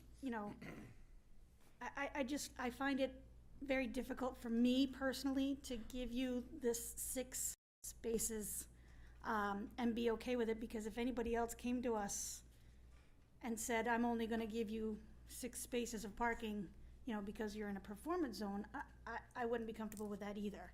No matter who it was, it's not because of who you guys are. I 100% agree with your mission. I'm just trying to find an area where I can compromise and try to make it work for all of the groups. If we could narrow it down a little bit. I don't know what it's like to have a 2-bedroom unit, if you can charge more. I assume you can, because it's two-bedroom. Right, I see what you're saying. But if we could get families versus just individual, I didn't know if that's something you thought about. I think first off, the need that we're trying to address is for single people. That's what this project is designed for. So it wouldn't make sense. I mean, what Lakes Region Mental Health Center needs in order to serve their clients are efficiency apartments. So as far as like a mission kind of whole purpose for doing the project. And you're only doing it for Lakes Region Mental Health? I mean, you have multiple units throughout the city, and some of them are 2-bedroom, correct? Yes. Yeah, most of our portfolio is made up of 2 bedrooms, but in this instance, what we're trying to do is provide supportive housing for individuals who are experiencing homeless or at risk of homelessness. So we're not looking at doing family housing, we're looking at doing a different kind of housing, which is very much needed to help deal with the homelessness situation. So that's why. And I think, yes, we could charge more rent if we're doing 2 bedrooms. But again, that's really not at all what the purpose of the supportive housing model is, not typically for family housing. I guess I'm trying to understand, but so you're just looking for the Lakes Region Mental Health demographic, their group, right? You're not looking for the families that are homeless. You want to specifically go with just the single people from Lakes Region Mental Health? Correct. Yes, that's what this project is designed for. We do provide housing for families that are recovering from homelessness. We have a transitional housing program that we operate where we take families that are recovering from homelessness and put them through that 2-year program to help transition them into housing stability. So we do already serve that market. I think one of the big issues when you're talking about addressing homelessness right now is we have a gap because we have none of this kind of supportive housing, and we really need it. It's a best practice, it's an evidence-based practice in addressing homelessness, so that was the impetus behind looking for a site where we could build this, because it's very much needed in the community. I think the 6 parking is a sticking point for me. I just, thank you for explaining that. I appreciate it. Isn't it possible to, and I don't know all rules, behind the scenes, so to speak. But isn't it possible, since you know from other experiences that not everybody's gonna have a car, you can just come out and say, you can't have a car? Yes, absolutely. I mean, And we know that only 10% of these people have a car. So we did provide some information to you in your packet documenting that that's a very low percentage of people. So Right. if you've got 12 people in the building, maybe 1 or 2 of them will have a car. But is it possible, like condos do, they have condo rules? Yes. Is it possible to just come out and say, and make it a rule that's in writing that says, this is it, you can't have a car, Yes. we're out of spaces, whatever, this is how it is. We also have the ability in working with Lakes Region Mental Health, because they are the ones who are marketing the apartments. So we could say, well, everyone who lives there right now has a car, so the next tenant needs to be somebody who doesn't have a car. Well, I mean, it won't happen because What we won't won't happen? have cars, but. I understand that, Yes, but to we could allay do the that. fears of Yes. whether it's residents or board members, I mean, what about that, Amy? If they come out and say, this isn't gonna apply because we're not gonna have cars. So, about the let me Well, switch I'm that up asking, a with little regards bit. to the ordinance, you're saying that you need so many parking spaces, but if you're saying, but we don't have the cars for the parking spaces because it's against the That's not rules. what the ordinance says. But to be clear, the ordinance says there is basically no parking requirement when you're under performance zoning, because parking regulations don't apply. You can do something different under performance zoning, so the planning board has the authority to approve it. We're not subject to the same parking requirements. Obviously, it needs to make sense for what's being proposed, and in this case it does, because we know these individuals don't have cars and they don't drive, and we're gonna be operating this building for 30 years, or if you want us to, 100 years. You can make that a condition of approval. We'll do this for 100 years. Okay, go ahead. Just to clarify real quick, because you were bringing up making it multiple individuals, right? Reducing it to 6, making it like a family housing. Can you not do that because it is tied to your funding? Like this whole project is specifically for single individuals, and you can't change that because if you do, you won't have the funding to do this project? Is that why you can't change it, or? Well, we applied for funding for 12 efficiency units, so Gotcha. yes, in Yeah. that sense. Okay. The funding that we currently have can only be used for a project with 12 efficiency Right. units. I just wanted to make sure that was why. It's maybe not necessarily trying to be difficult, but you really just can't because your funding's tied to that. So. But it's mostly because that's where the need is for this. This project's funding, but they could. Correct. They could reapply For a different project. for a different project, right? Go ahead, Rob. I guess this is kind of for Kathy. Kathy, they have a 18-foot driveway coming in. Is it plausible to do parallel spots coming in along the driveway to give them the additional 6 parking spots they need? Just on paper, that mathematically it might work out, and that way they've satisfied the parking requirement?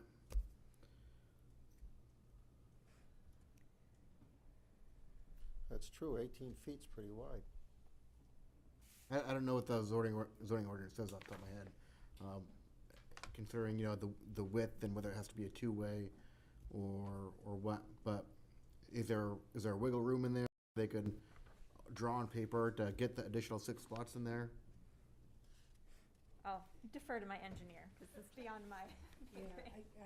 Good evening. Good evening. I'm Kevin Leonard from North Point Engineering. We're trying to accomplish two-way traffic, and a parallel spot is normally 9 or 10 feet wide. And so if you're putting that parallel spot in, I understand that, but I'm just saying for the sake of a parking spot number, if they're not truly parking there, and you don't actually have the need for parking, is what we're being told, then could we satisfy the parking requirement by? I want to reinforce that there isn't a parking requirement. Under the performance zoning, the board has the leverage to We basically could determine. potentially give you approval to. Sure, that could be a condition if you felt that was a better idea, sure. Because if you had the parking spots there, and you want a two-way, but if for whatever reason, all of a sudden, everybody won the lottery and they all had cars, you could go around it. I don't know that they'd be living there if they won the lottery, but, Don't get picky. Sorry. As you know, the lottery doesn't necessarily change your life, so. fair enough. But you could, if there were vehicles there. Yeah, I know you want it two-way, but it doesn't necessarily have to be two-way, so you could just go around, one person, come on up, I'm going. Just like the bridge at Weirs, the Bruce Cheney Bridge up there at the Weirs. Everybody waits to go over, and then somebody's coming and, you know, they take turns. So that's a possibility. I think Rob maybe has hit something here. Or we could widen the bridge. That's not happening. Oh. So anyway, go ahead. We would be fine with that, especially because we know those parking spots will never be used.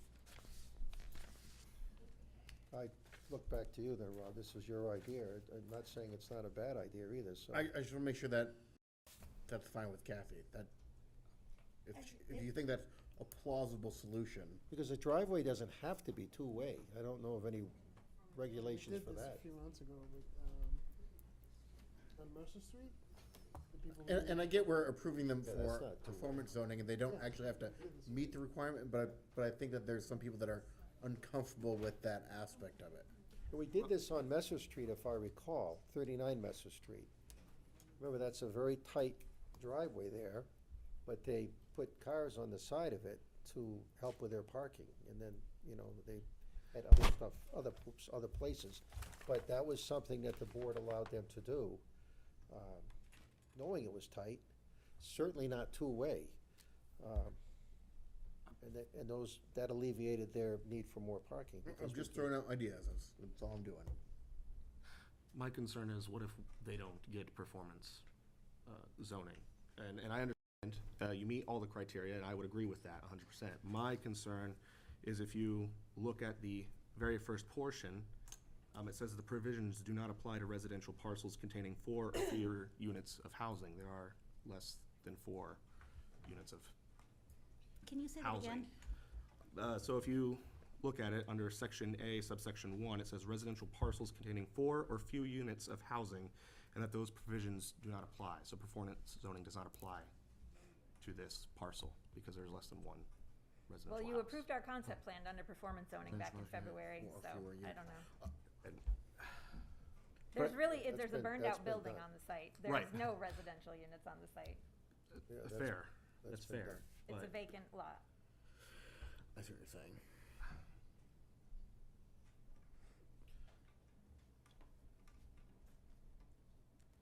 I think Kathy's still reading. While Kathy's reading, is there anything else, anybody else would like to ask the applicant? Well, maybe we should open up to the public and see what the public's got good to say, and then we Right, can. right, but I give wanna, Kathy time I to wanna read make and- sure comments got everything, all the questions for everybody on the board. We can always call you back up. Thank you very much for your time. Well, thank you, it was a good presentation. Okay, we'll open the public hearing on this for this application at 8:24. And I would like to remind everybody, please, if somebody's already said what what you want to say, you don't have to get up and say it again, we get it. So please keep that in mind. I see Representative Bean would like to speak, so come on up. 3 minutes. Yeah, but, the counselor is trying to keep this to three minutes, but it goes a little longer, it's okay. I'm not here as a representative, I'm just I know that, I here know as that. me. Okay, this performance zoning, I'm not really familiar with that. I'm sure that that's not made to completely eliminate the need for parking. What we're talking about here is reducing the parking requirements by 66%. Okay, that's what we're talking about. That's 6 spots? Is that what you mean? The 6 spots. 66% of what the law requires. Okay, another thing is these rules. Okay, there's only 1 person per unit, la-di-da, no cars. They don't have any cars. Okay, I'm a landlord. I know how long it takes to remove someone. Okay, if somebody doesn't pay the rent, you can remove them in 8 to 12 weeks. If somebody just breaks your rule, and 8 to 12 weeks later they go into court and they say, well, those 6 guys that were staying with me, they moved out yesterday. The judge says, cured, see ya. And then 6 guys move back in the next day. Maybe the same ones, maybe different ones. But that's how that works. It isn't like snap your fingers and they're gone. Doesn't happen. I've been doing this for over 50 years. And anybody that would try to convince you that it's that simple, I can't even speak to that. Those are the two things that I wanted to say from listening to them. I wrote down some stuff so that I didn't wind up with both feet in my mouth. I believe that these rules and regulations and laws were put into place to save our way of life and not have overcrowding and a lack of parking. These laws were thought out and put into place for a reason. I believe that the exceptions to these rules were put into place for emergencies and unforeseen problems, let's say. I don't believe that they were put into place to be used as a business model, which appears to be the case here to me. Furthermore, I don't believe that these people are trying to cram this project down our throats necessarily just for the needy. That's a feel-good thing, but I feel it's for their own financial gain at our expense. If not, they would go by the regulations, they would put 2 units in there, or whatever is applicable, find another less populated area that has ample parking to put the rest of the units. As for the debris from the fire, I don't know why somebody in the city hasn't given the property owner a deadline to clean up the mess.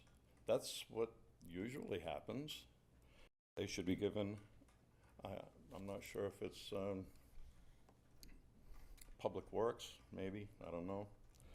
But they should be given a deadline to clean up the debris, or the city should clean up the debris and put a mechanics lien on the property to be reimbursed.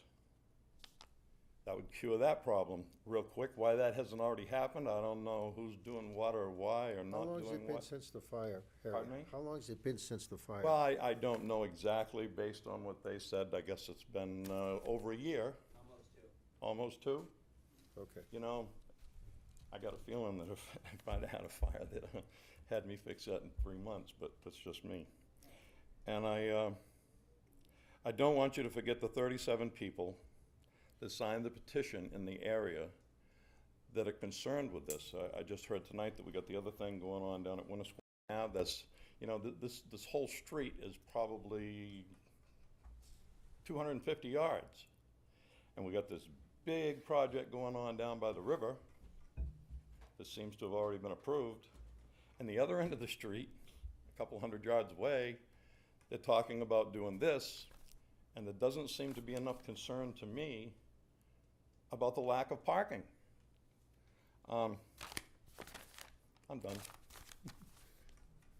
Thank you. Thank you for listening. I hope you got all of that. Sir, come on up.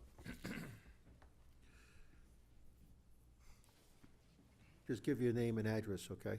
Please. John Allen, 229 Shore Drive, lest you write me off as living on Shore Drive, our home is about 8 houses north of where the meth lab was.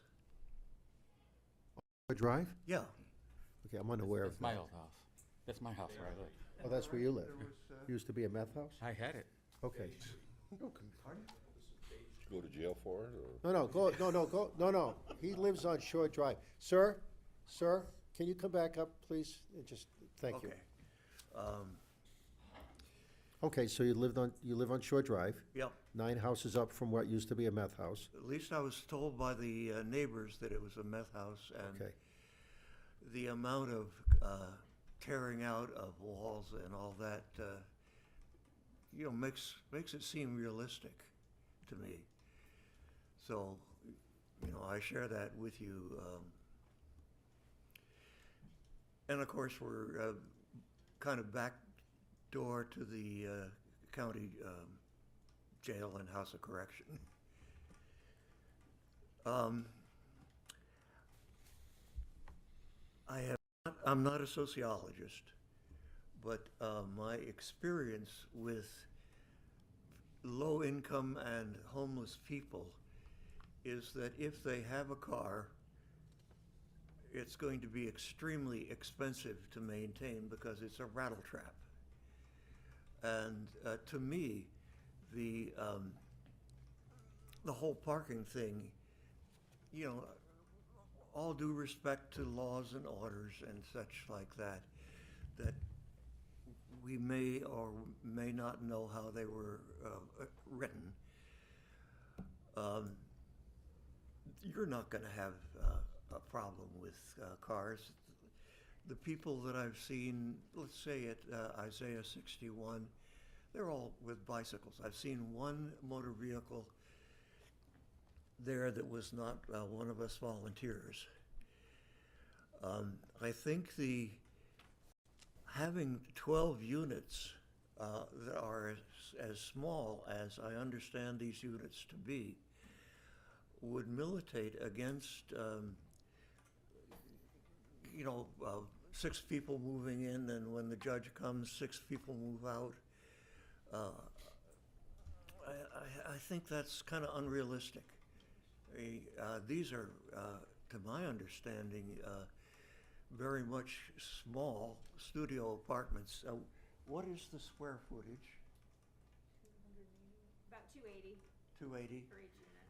So that, you can't really put a good party in 280 square feet if you have a bed and a few other things.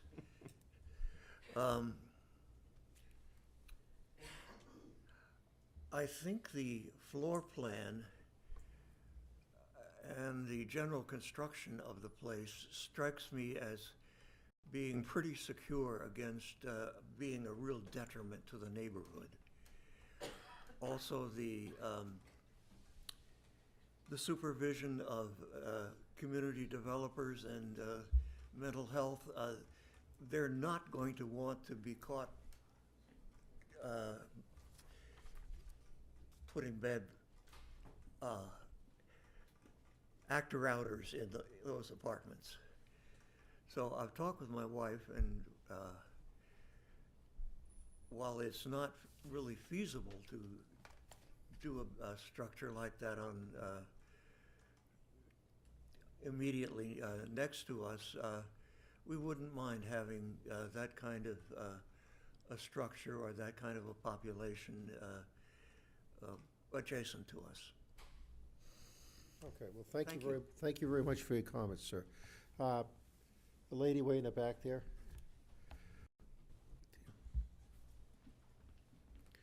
Thank you. Just your name and address to start. Good evening. My name is Daisy Pierce. I'm the Executive Director of Navigating Recovery of the Lakes Region here in Laconia. And you live where? I live in Guilford. All right, I'm thank you. speaking here on behalf of that, and I'm also the chair of the Laconia Mayor's Housing Task Force. So tonight I'm going to read a letter to you from the members of the Housing Task Force. Dear Laconia Planning Board, we write to you as members of the Mayor's Housing Task Force, dedicated to addressing the pressing issue of homelessness and lack of affordable housing in Laconia. We believe that the housing crisis requires immediate and effective action, and we would like to draw your attention to the solution that we believe we can significantly contribute to alleviating it. The Bay Street Apartments project is vital to address the urgent need for permanent supportive housing in our community. The growing homelessness crisis demands a comprehensive approach that combines high-quality, affordable housing with wraparound support services tailored to the tenant's needs. It has become clear that individuals at the lowest income levels are being priced out of the housing market. This unfortunate reality is a significant driver of the homelessness we are witnessing today in Laconia. A recent housing needs assessment conducted by the Lakes Region Planning Commission underscores this trend, revealing a staggering deficit of 584 units of housing accessible to those with incomes below 30% of the area median. We recognize that homelessness and revitalization are often two sides of the same coin. While projects like the Colonial Theater and the Lakeport Revitalization undoubtedly bring numerous benefits to our community, It is essential to acknowledge that these endeavors have, in some cases, displaced low-income households. The city must commit to supporting affordable housing opportunities to balance the market forces that drive prices up and perpetuate housing exclusion. The Bay Street Apartments project stands as a suitable solution to address this complex issue head-on. For permanent supportive housing to effectively serve its purpose, the chosen sites must be situated in walkable neighborhoods with access to retail and services. This is especially important since many individuals residing in supportive housing lack the means to own a car due to their limited income. Moreover, the financial feasibility of such developments hinges on their density. Given the constraints of capital subsidies and rent limitations, higher resident density is a critical factor in ensuring the sustainability of these properties. Adequate income from rents is necessary to cover service and operational expenses, which highlights the importance of well-planned and densely populated supportive housing projects. We are aware that creating much-needed affordable housing requires a firm commitment from the city. Discrimination against individuals with low income cannot be tolerated, and strong leadership is essential to establish lasting solutions. In a market where suitable properties are scarce and prices are high, waiting for the perfect location is a luxury we cannot afford. Our low-income and vulnerable communities need the city to step up and seize reasonable opportunities to bring supportive housing projects to fruition. The Bay Street Apartments project is a partnership between two esteemed organizations with long-standing ties to the Laconia community. It is our firm belief that projects of this nature, which benefit from the experience and dedication of these organizations, warrant wholehearted support and encouragement from the city. We must put aside fear and prejudice and work collaboratively to ensure that every individual in Laconia has access to a safe and affordable home. Please consider the pressing need for permanent supportive housing and specifically endorse and champion the Bay Street Apartments project. Let us come together as a community and rise to the challenge of addressing homelessness in a comprehensive and compassionate manner. Thank you for your attention and your dedication to the well-being of our community. Sincerely, members of the Mayor's Housing Task Force. Okay, thank you. Any questions from anybody here? Board? Thank you. Okay, this gentleman right here, in the green. Yep. Thank you. I wasn't planning on talking. Just your name and Oh, my address, name is, please. sorry, Dave Roberge. I live at 18 Pearl Street. Pearl Which Street. is just around the Just corner. go You across can the see street, it. yep. Yeah. I wasn't planning on saying anything today. I was here for support. But I'm listening to some of the things that are being said, and I just feel I need to give my 2 cents in where I do live in the neighborhood. It's very commendable of the detective to give the results of his findings and so forth. It's commendable for the passion that they have for all this. Couple of concerns I have. None of them live there. None of them live in the neighborhood. None of them, they're in Guilford, they're all over the place. They don't have to live right there. I don't know where the police officer lives, just so you know. That's true. But, now you threw me off. He has a habit of doing that. I know. It's like pulling the fire alarm. They have, the results of the police investigation here over 9 months was 100 and something calls for service. Yeah, several of them may be bogus. I don't have a problem with that. I do feel in 9 months, that's pretty high for the amount of calls. However, gotta look at it at a wider view. We live in the neighborhood. People have lived there pretty much for years, and they'll probably live there for years to come. I know that a lot of the problems that happen with a lot of the mental health people, which I'm not trying to take away from them. They need help. But a lot of the problems that have happened with them don't happen where they live. Very few of them happen where they live. It's usually in the neighborhood of where they live. I've personally experienced several things, and I'll give you a brief rundown that just popped into my head. I have seen and been involved in these calls for service that people have been, sexually assaulted. I've been there when the people have been sitting on the sidewalk down the street from where they live stark naked, masturbating.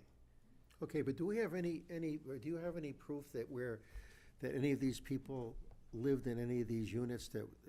I have no idea, but you So don't isn't know that- what you're getting in there. No, but if you, Let him I know, but, well, but this is kind of, you know. But you don't know what you're getting in there, okay? They wanted, that, first they were saying that it's not open to the, it's gonna be open to the homeless. And then it's not open to homeless, it's only their clients. Now they just said they need it for the homeless too again. I don't know what to believe. But I also am deeply concerned. I have a daughter that walks the neighborhood. There's right across the street from where they're building this, there's a Memorial Park. There's tons of kids all around there all the time. And who's to say, okay, they commit a crime or they do something that they can't even be charged with a crime because they're not mentally stable enough to go to court. But they can go outside their property of what they live and then commit this act and then come back and go back to their house, okay, or their unit. Who's to say that's not gonna happen? Who's to say those people aren't gonna be moving into there? And then they're gonna say, okay, we gotta evict you because you broke this rule, but now Well, we I can't. think, sir, I mean, this is kind of getting out there a little bit, and certainly, rather they're living in that house or any place else, anybody that commits that type of crime you're talking about, they're going with the police. They're not gonna be going back here or. Turn around, go right back because they're not competent to stand trial. I think that's, I think that is hypothetical, and I get what you're saying, though. I get your concern. I'm concerned for the kids in the neighborhood Yeah, too. but I'm concerned about the kids in the neighborhood for the whole city, because we have bad people in the whole city. And I can have, where I live on Oak Street, I don't know what my neighbors are doing, I don't pay any attention, but the potential of somebody, I guess, causing a problem is there. I mean, that's what we deal with all the time, which is why we have police. But I'm not, You're gonna get it no matter where you go. That's right. But So- why invite potentially more problems? And the statistics that were proven for 9 months, I know for a fact, it's far worse than what those show. well, I have no reason to doubt the detective's comments that, spread out. I don't around- doubt the statistics either, but that's Right. 9 months. Okay, all right, I'm not gonna debate that with you, so certainly, okay. And Is that it? that's it. All right, thank you very much for your Thank you. comments, I do appreciate that. We're trying to clear this half of the room. Go ahead, sir, over there. Now, I'm gonna get to you people over here. Remember, if anything's been said already, thank you. There's a few things I have concern. My name is Vincent Rasso, 45 Bay Street. Also representing my mother of 43 Bay Street.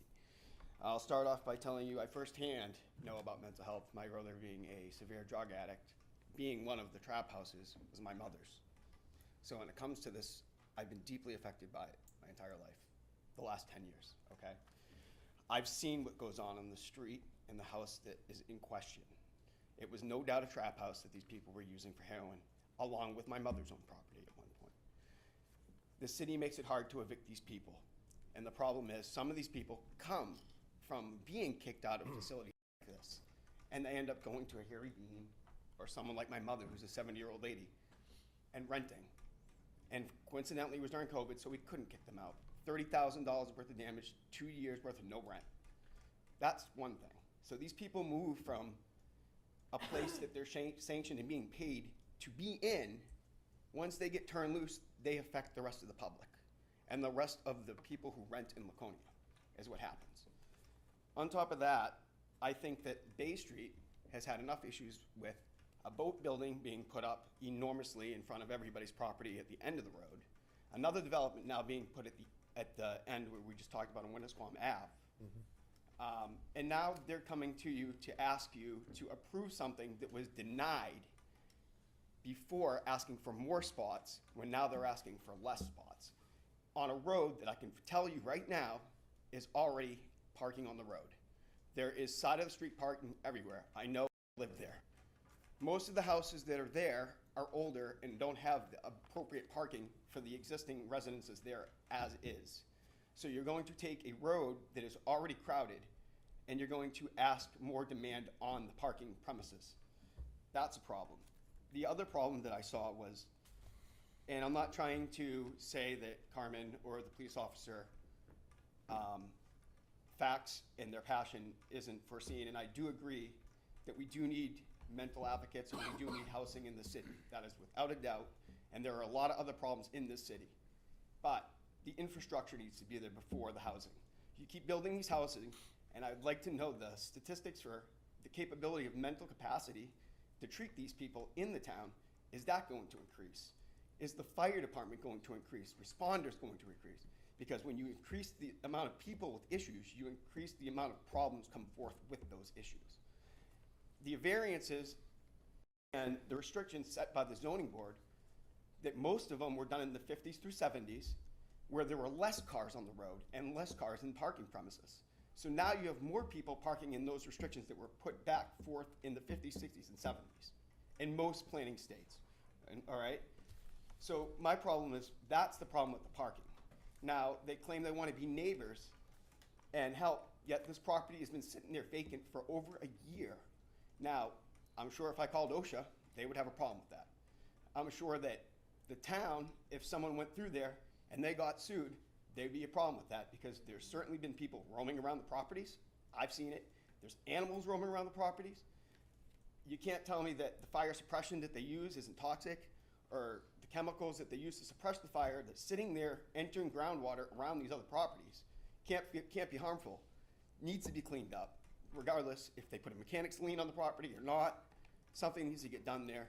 Fencing, what have you, something needs to be done. You can't walk past that property without divots in the concrete or the sidewalk, like they said. It's dangerous. And that's a public passway to the end of the road where the school bus is for the kids. That's a problem, which is right in front of this building. The other thing is, I understand that the community developer program get money for grants, in which case they have to supply what the grant is being used for. Now, I know Carmen's very good at her job. She's done great things for the city. In saying so, you know, being appointed by Maggie Hassan in 2014, you should know that when you submit plans to an engineer and a surveyor, you have to have forth the zoning regulations and so forth. So in preparing for this project, I'm curious to know why it wasn't addressed at the point, and why now, even back in 2002, in November 9th, she quoted saying that the zoning in this city is a function of the zoning board. The problem is a function of the zoning board. I think untaintedly side effect is the housing, unaffordable housing. So it almost seems to me that that things can be premeditated from upper government to lower government because there's money being involved. And that is not right for the people on the street or the other citizens in Laconia to have to worry about that coming down, because the grants can be structured in such that it meets the zoning requirements. And that's what should be done here, regardless, whatever is you guys decide. Because you're just opening a Pandora's box for other developments to go in that don't meet the restrictions and zonings, forcing you to make amendments and changes. And that's just gonna hurt you in the end, and it's going to make a more compiled metropolitan area, which is not what we need to be in that area. It's already crowded. It's got enough structure there. And I guess that's really what I gotta say. I think you bring up a valid point about, as did Harry. And I'm certainly gonna look into it. Maybe Councilor Cheney can answer it no, but my question is about the building not being torn down yet. I didn't realize it had been there that long, and certainly, that can be, the city will have to pay for that, but that can be slapped right on as a lien or something on the property owner. I don't know who owns the property now, but somebody owns it. I submit plans all the time. I know that there's a process, and when things don't go right for whoever submits a plan, and I'm sure he knows this too, there's a process. You go through it. I go through it. Everybody goes through it that builds. When you go into something, things get restructured and re-engineered because of reasons like this, because you do not fit the appropriate accommodation for the property. Okay, but I'm talking about the place being cleaned up, because that should have been done a long time ago, in my opinion. But that's something we need to look at, and I see Councilor Cheney's got his hand up. I would like to point out that the ordinance committee is, at this time, looking at ordinance change to do just exactly what Harry and this gentleman are suggesting, that we have the mechanism in place to be able to require buildings to be taken down and areas cleaned up, et cetera. There's some question about whether the city has the authority to do that under present ordinances, and we're trying to address that problem, and we'll bring it to the council, I think, in the fairly near future. Okay, thank you. Anybody else? I know there was some people on this side. Come on up, way in the back.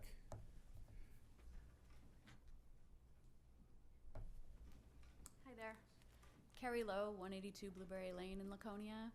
I'm in support of this project first and foremost because I frequent the WOW Trail, the beaches, the parks, and I am a person who interacts with just about everybody that I come across. I'm just a very friendly person, and I spend a lot of time talking to individuals that are homeless and have mental health challenges, and everybody that I've come across have been really wonderful, friendly, generous, always wanting to share whatever they happen to have when I'm chatting with them. In fact, I ran into a gentleman named Dennis in the parking lot when I was on my way in here, and Dennis wanted to know what was going on in here, and so I took the time to explain to him before I came in, and he let me know that he's homeless and that he's a really good guy and would love the opportunity to have a place to live.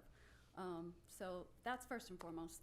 I've been in Laconia, lived in Laconia off and on since the 80s, and I saw the transformation of Avery Street when, you know, I knew people that lived in very down buildings up in that area, and I saw like the community just completely transformed, including some other neighborhoods around there, Beeman Street, and Merrimack Street, the Batchelder Street School, and you know, I didn't know anything about Laconia Area Community Land Trust, which is now Lakes Region Community Developers, but I bought a house on Batchelder Street in Laconia, and a single mom with 5 kids, and I know there was a NeighborWorks event that was going on at the Batchelder Street School, and so I went down. I was like, NeighborWorks, what's that? I'm a neighbor. Had some food, and talked to the director of the then Laconia Area Community Land Trust, got to know more about what they were doing, and realized then that they also had renovated all those properties at the top of Avery Street and Grove Street. And then also, then Millview was then developed. I was a homeowner there. My children, most of their best friends, lived in the affordable housing at the end of the street that was developed by Laconia Area Community Land Trust. So because I was just so amazed at the services that they provided and the different events, community engagement activities, I actually went on their board. I was on their board of directors for, I believe, 5 years. And then when I turned off the board, I was invited to have a position there. So and this was off and on because I go back and forth between there and the Family Resource Center of Laconia. But I currently am a resident services provider for Lakes Region Community Developers. And so I know exactly the population that we serve, and I interact with them on a regular basis, daily, 40 hours a week. And the residents that we serve are, I'm never in fear of those residents.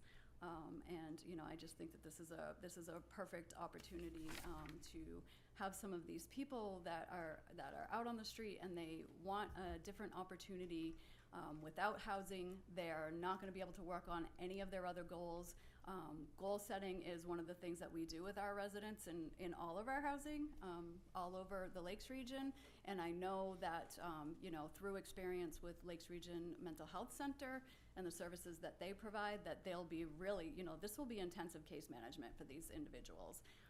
So they'll be supporting them, and they're also, we're also talking about a building that's staffed during the day. So it's even more, very much more intensive supports than what I provide as a resident services coordinator.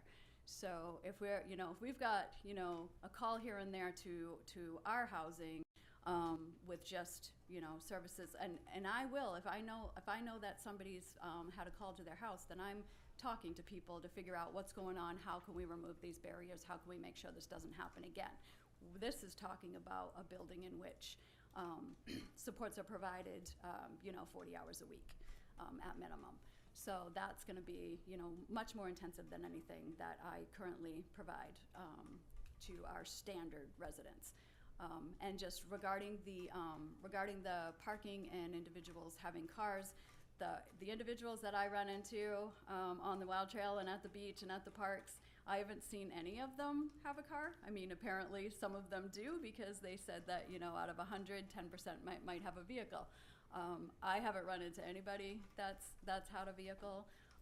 And one of the nice things about our properties is that, if there are individuals that are if this project were to go forward, these individuals are at that property, if they're doing really well and they're at the stage that they're ready to buy a car, they might also be ready to move on to a different kind of housing and not need supportive housing anymore. Therefore, they move to another apartment building where there is, parking for them to be able to get a vehicle.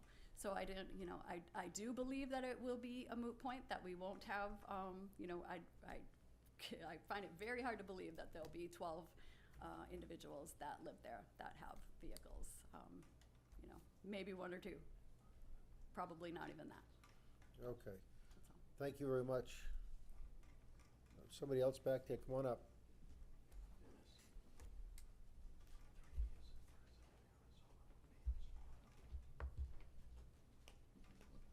Hi, Charlie. My name's Lisa Watson. I live at 84 Fair Street, the abutting house behind the meth mess, whatever the hell that is. The car thing might not be an issue for the people that live there, but the people that visit them. Whether it's for the day or the afternoon or whatever, so that might clog things up for folks that live on that side. That's not gonna affect me. And you've already answered the question about the fencing. You're putting up privacy fencing, right? Yes. So that blocks that off. What are you doing about the trash? Is it gonna be a dumpster situation? Cause I mean, the place has been stinking long enough. So you're concerned about I just wanted. The garbage removal, I mean, they're not gonna be able to put 24 trash cans in front of the place that are 3 feet apart. So they're gonna have to have a dumpster, I'd imagine. Okay. No, I don't want to interact. well, I'm just I'm asking the writing these question. down, these Okay, I'm questions sorry. down, so we can ask. I figured she'd be the one to answer Well, that. we'll ask her, we get it back up, so, okay, So yeah, the trash. dumpster, I mean, that's something that is really gonna smell if they're using a Garbage dumpster. smells, so we have to check on that, so. Exactly. So you got the trash. we So got- that's my concern. The fence is already going in, she answered that earlier. Yeah, But no one's mentioned anything about the garbage. okay, I'm sure staff will, cover that, because they always do, so I appreciate that. Is that it? Yep. All right, thank you. Anybody else back there? Way in the back, come on up.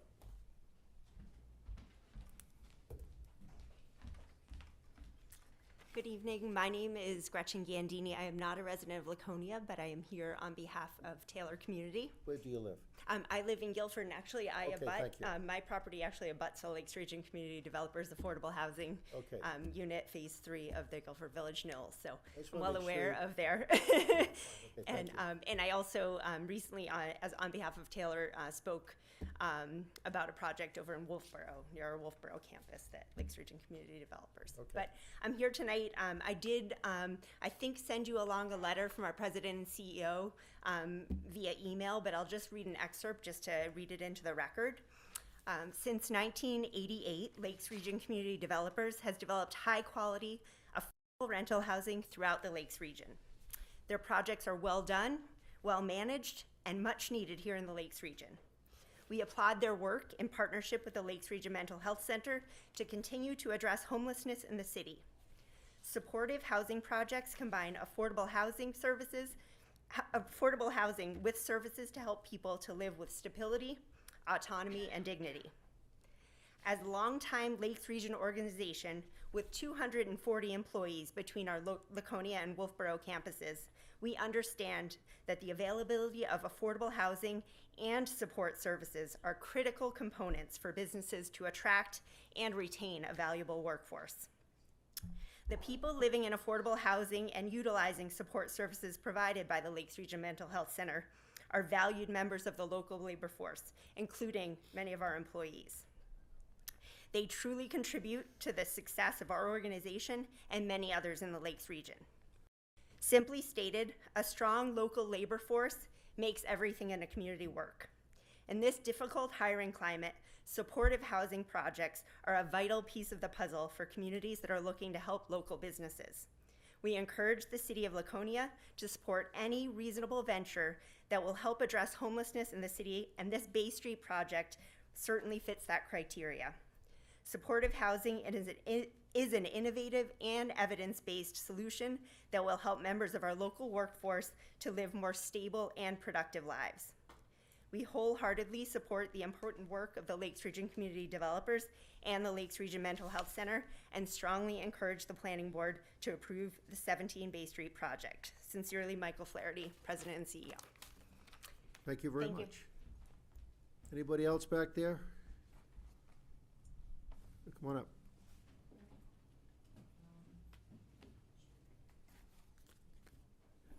I knew all your names, but I just say, come on up. I'm Tammy. I live on 18 Bay Street. What's your last name, Tammy? Griffin. Thank you. Griffin. I've been here before. Well, we got a big thing about the mental health in that building. And as you know, mental health workers are in short supply. Now you're gonna say we're gonna put all these mental health workers over to Bay Street. We ain't even got enough for what we already have. So I don't know where all these health workers are gonna come from. And as far as the sidewalk goes, that's the American Disabilities Act. That sidewalk is supposed to be accessible with a wheelchair. And for 2 years now, it hasn't been. And Okay, that's something we need to talk to the city about, though. That's Okay. not concerning this. but it's like the only, well, we're gonna build the sidewalk. Well, the city should be building the sidewalk. We shouldn't have to give you your project to get the sidewalk done. I concur with that. Okay. And I guess my last thing I'm gonna say, I've been here talking since January or February since we've been at this. And I thought the project was 3.2 million. Excuse me, it's 3.7 million for this project to house 12 people. That's over $150,000 per unit. When the federal government gives money to build these things to help low-income housing and people that need housing, I'm sure that they don't think that one efficiency unit is gonna cost $150,000. Well, And I- we would I- do more with our housing dollars. I hate to interrupt, but that's something I would strongly suggest you call your representatives in the federal government to bring that up, Well, because but we you have know no what? control over that here. No, but you're the last defense. You guys, because you can stop the wasteful spending. If you didn't approve these kind of projects, Mm-hmm. then they wouldn't be wasting taxpayer money, right? I mean, I don't know what, You can give- I don't know what a fair cost is for Well, they're a gonna- housing they're unit gonna- or anything today, so. the federal government's gonna give you 6 rules and say, okay, you can have federal money if you do these. But really, they can't monitor all this, but you can. You're the Well- bottom line. I'll pass that on, but again, we're just dealing with what we deal with here. I know, but I get what you're saying. You are still the bottom line. Well, Thank okay, you. I appreciate that. Can I ask you a question, though? This picture you're sending around, what is that of? That's a picture of their building. They say nobody's there on the weekends. There's, 8, 10 cars over there. But do we know whose cars they are? Could they be neighbors' cars or just somebody parking here? Well, we got all these open spaces. Well, they're obviously not open. Right, If so we're getting all could be these any, cars. it could be anybody parking there is my point, right? Could be, but you can't regulate that when you're not there. Well, you can if you have numbers and a sign up that says, just like they do over here on the parking lot, in the city parking lot, where they've deeded out some spots for the condos above the theater, and it says right on them, there's a number there, and they do tow. So they can regulate that, if that was needed. But it doesn't sound like that's gonna be needed now Well, anyway, and so. you say we don't need the parking for these people, Oh, no, which is fine, no, which no. is fine, but what about their 12 services they're gonna have coming in. They're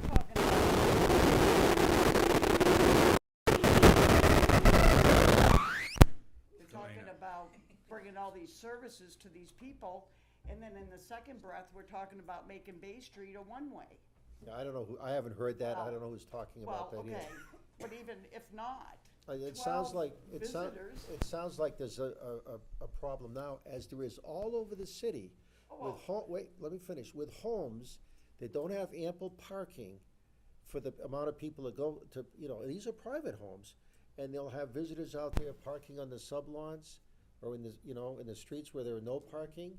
You can come down High Street, to the intersection there, and I'm not saying it's wrong, nobody said it's wrong, but there are cars quite often parked on the curb on High Street when you come down to the intersection of Union Avenue, and it makes it very hard to get out there to make a right or left. So that problem's all over the city, where, parking regulations, I know, sublawns, but the whole 9 you're gonna yards. be adding 12 more, whatever, services and. Well, okay.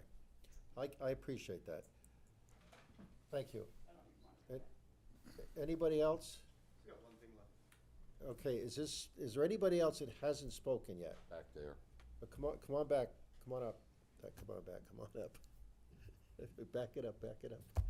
Sorry. My name is Kathy Bowler. I work for Laconia Housing. And where do you live, Kathy? I live in Gilmington, Thank you. actually. So, Laconia Housing is in a unique position because we understand the need for housing. And it's not going to get any better over the next 10 or 15 or 20 years. You're talking about parking. You all are familiar with the Tavern properties. Those are 50 apartments, and there are 11 parking spots there. And the people survive just fine. We don't have parking issues at our building. We don't have issues with our tenants in parking.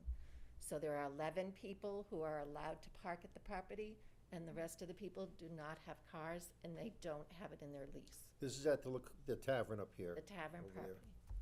So, and that's not the only property we have that at. Sunrise Towers, we have all kinds of parking, and there is plenty of space that is empty at the tavern, at the towers. I just, before you go, I just want to look around here. Was there a variance given to the tavern? How does that work? If they have 50 units there and they have 11 parking spaces, does that meet the criteria? Can anybody answer that? I'm not familiar with the project. So it's a historical building, and it's been that way for years and years and years. Okay. But that is what we have at the property. So, and it's Yeah, not, it was. the limitation is. Wait, guys, come on. The please. limitation is that the people don't own the vehicles, so I can concur with what she is presenting to you, that they don't own vehicles. They don't need a parking spot. We can put the restriction in place that they don't get a parking spot, but they don't even own a parking spot. Most of our population for low-income housing is $15,000 a year is what they have for income. So it is not a lot of money. You can't afford a parking. You can't afford the car. Okay, So I can definitely concur with that. all right. Well, I think that it's interesting about the tavern. Thank you very much. Yeah, so the other thing is that there is such a need for housing, and you just, to not approve a project like this, it's 12 people who need housing. You just have to walk outside of this building and see how many people need this help. And you're talking about mental health people. If they don't have the support, then they're gonna continue to deteriorate. And I'd love to know how many times the police go to this area every single day. A lot. A lot. A lot. Okay. And what does that cost the city? Valid points. Okay. Thank you. Thank you very much. Anybody else that has not spoken yet, come on up. Hi, Mike Little, 16 Charles Street. And first of all, I want to thank the board and the presenters today. Everything was very eye-opening. Trash collection was mentioned earlier, but I just wanted to mention that usually the trash pickup in our neighborhood, if they do pick it up, is at 6 a.m. if we could address that ahead of time to make it so that it won't be at 6 a.m., that would be appreciated. You're talking about a dumpster? Yeah, for a dumpster. Okay. Yeah, because obviously, I agree, you're not gonna be able to put 24 on recycling day, you're not gonna be able to put 24 I trash don't even know if they'll barrels. give them that many. So that's not even an option there, but, I'm also wondering about the density. I agree that 12 units is too many for that area. I keep on hearing a financial burden with not being able to cut it down to 6, but I haven't seen any financial affidavits to say why. I did some crunching of my own numbers, and I mean, I'm just an average homeowner, and it seemed very reasonable at 6, where you would still have a hefty profit each month. But again, I don't know enough about it. I also was curious if you have any other units that have strictly 12 adults living in them? Because Okay, that's we'll a a- different. we'll ask that. Yeah, it's a different demographic. So you want to know if Obviously- they have units with just 12 adults? Just 12 adults, because the demographics they were showing, we have a lot of family units where you're gonna have 2 adults and 4 children, and that's being counted as 6 people in one apartment. But it's not 12, not 6 adults. Not 6 adults that'll be, out wandering the neighborhood without parents and such. So I'm just curious about that. I'm also curious about the, Representative Carmichael, or Board Member Carmichael, brought up about the performance zoning, and that was a single-family home. And if we're going under performance zoning and it doesn't meet performance zoning, that's an interesting question, and it's a question for you guys. You do have the authority to either approve or not approve. And if it doesn't meet the criteria, that's something you should seriously look at, that part of it. Because I think that even the way it's presented with 12 units, we don't have any other 12-unit apartment buildings in our neighborhood. So it doesn't fit the demographic of our neighborhood. We have 2 and 3. Not saying it won't be the There are first no one. other buildings here that have 12 units in them? No. Okay. And then I was curious about what the term curb cuts meant, and now there's only gonna be 1 curb cut? And is the new sidewalk gonna be ADA compliant? I think you All guys require sidewalks that. All the sidewalks in the city, if somebody else puts them in, they're gonna be ADA required from now on. Yep. I can assure you that. And you know what a curb cut is, correct? I don't, that's why I was asking the Curb cut is question. where the curb stops, so there's a driveway there. Yep. That's considered a curb Oh, cut. just for the driveway to go in? I Right. just wasn't sure about the term, so I just was getting clarification on what that is. And then I keep on hearing about the shortage of housing, and I was in front of the board before you a while ago. And so recently, Lakes Region Mental Health sold one of their 7-unit apartment buildings that's being converted to an 8-unit apartment building, I believe on Summer Street, to Laconia Housing. And it's sometimes a hard pill to swallow when somebody's selling property and then on one side and then claiming they don't have enough units on the other side.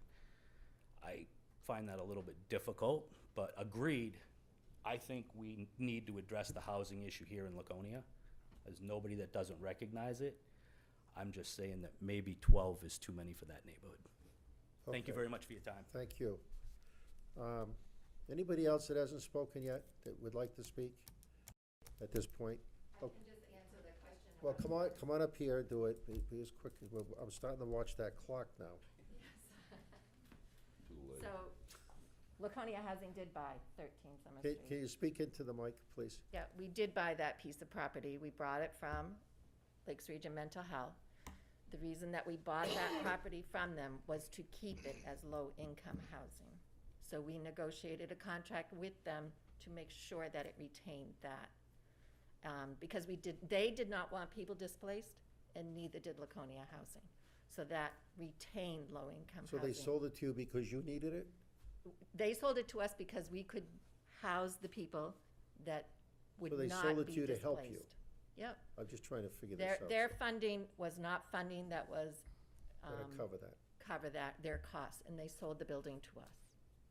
So it was not put out on the fair market. It is our building. Okay, thank you. Who's the other gentleman? Come on up.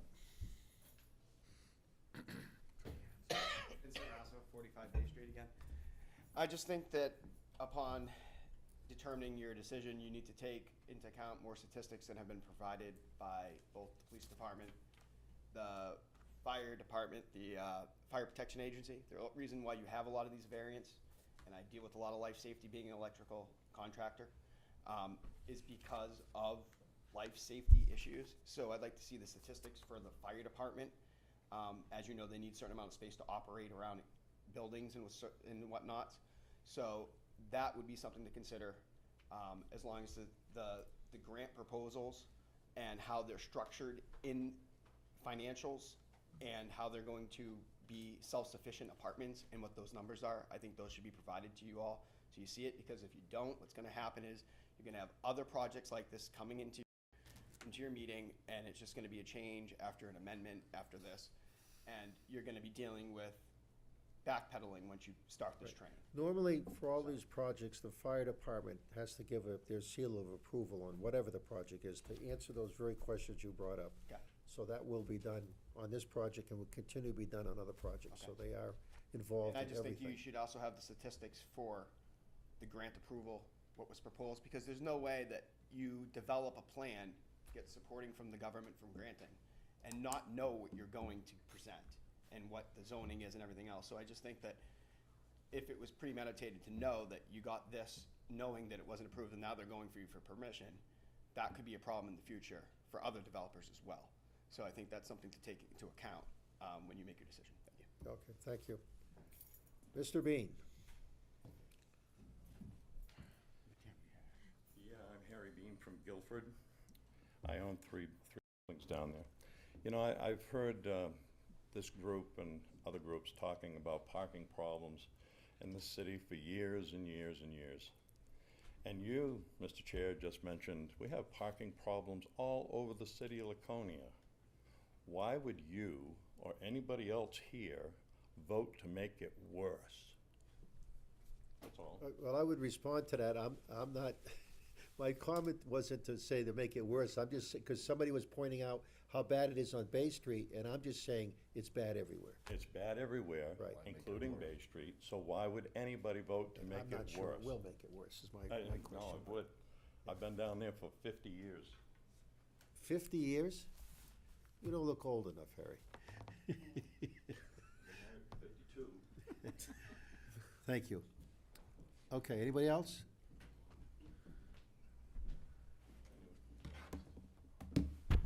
Thank you, Mr. Chair. Thank you, members, for your work on this issue. And Andrew Hosmer, 609 Main Street, City of Laconia. You already heard from the Mayor's Housing Task Force, which has been a significant effort from a lot of stakeholders throughout this city to address our housing crisis. We have conducted 9 forums around the city, starting at the beginning of the year, to hear from people, talk about housing, homelessness. We learned an awful lot. One thing that I think is quite clear, not once did anyone in those forums talk about parking issues. We have plenty of parking challenges in this city, but we have a housing crisis. People repeated it at every single forum. Some were angry about it, some were more empathetic. Everyone offered ideas about what can be done. There was a group of people there as well at various forums, you know, the citizens against absolutely everything. If we just ignored it, it would go away. If we stopped building these structures and talking about ideas and how to deal with housing and what to do with the homeless, maybe they all would just disappear. I think there's plenty of data out there and evidence that that doesn't work that way. We can't put our heads in the sand. One thing, lots of things that we learned during these forums, the numbers have grown astronomically in this city. We don't have a solution that solves everything, but what we have is a fair number of good ideas that allows us to address this crisis in small, incremental steps. People are looking for the leaders in the city to do something about it. Bay Street is a small but significant step forward for 12 people. These 12 people may be people in the Rotary Park tonight. We may see them when we leave tonight. They may be sleeping in the alcove outside my place on Main Street. We may all scratch our heads about how come this happens. Why are they doing this? Pete's sake, I don't know. But what are we going to do about it? That's the legacy that we have. These are the choices we have to make. What we can do is work collaboratively together, to not be afraid of the what ifs. And we've heard a lot of what ifs tonight. These are bad people, parking problems, broken sidewalk, police, fire department. That are just obstructions to solving something by compromise and working collaboratively together. Those are obstructions that say until we get it perfect, we can't take a big step forward. There is no perfection in this. There's darn good, and I know you all are doing darn good work here. Certainly the members of the Housing Task Force see it as such as well. I think we can never not consider what it's like to have mental illness or serious mental health challenges and not have a roof over your head. If you don't have a roof over your head, how can you deal with mental illness? If you don't have a roof over your head, how might you deal with addiction or just the stresses of everyday life? There's plenty of data out there through Housing and Urban Development and the Veterans Administration in the extraordinary steps they've made over the past decade in getting homeless vets off the street and out of homelessness. It's a housing first model. The data is clear. When you get the first roof over somebody's head, they have a better chance of conquering mental health issues and addiction. That's the first step in a continuum of care. It's the supportive housing, to hopefully getting them to something that's more independent, that's more stable. A home where they can secure their belongings, take a shower, wash their clothing, apply for a job, have a mailing address, feel a little bit of dignity. If we don't give them that shot, that one shot to reintegrate into society as fully functioning fellow human beings, our brothers and sisters, we're not going to do anything about this. This is going to cost us more and more money on the reactive side. Emergency room visits, police department, fire department responses. So I applaud you for continuing to work on this. I applaud the good ideas when it comes to issues of parking.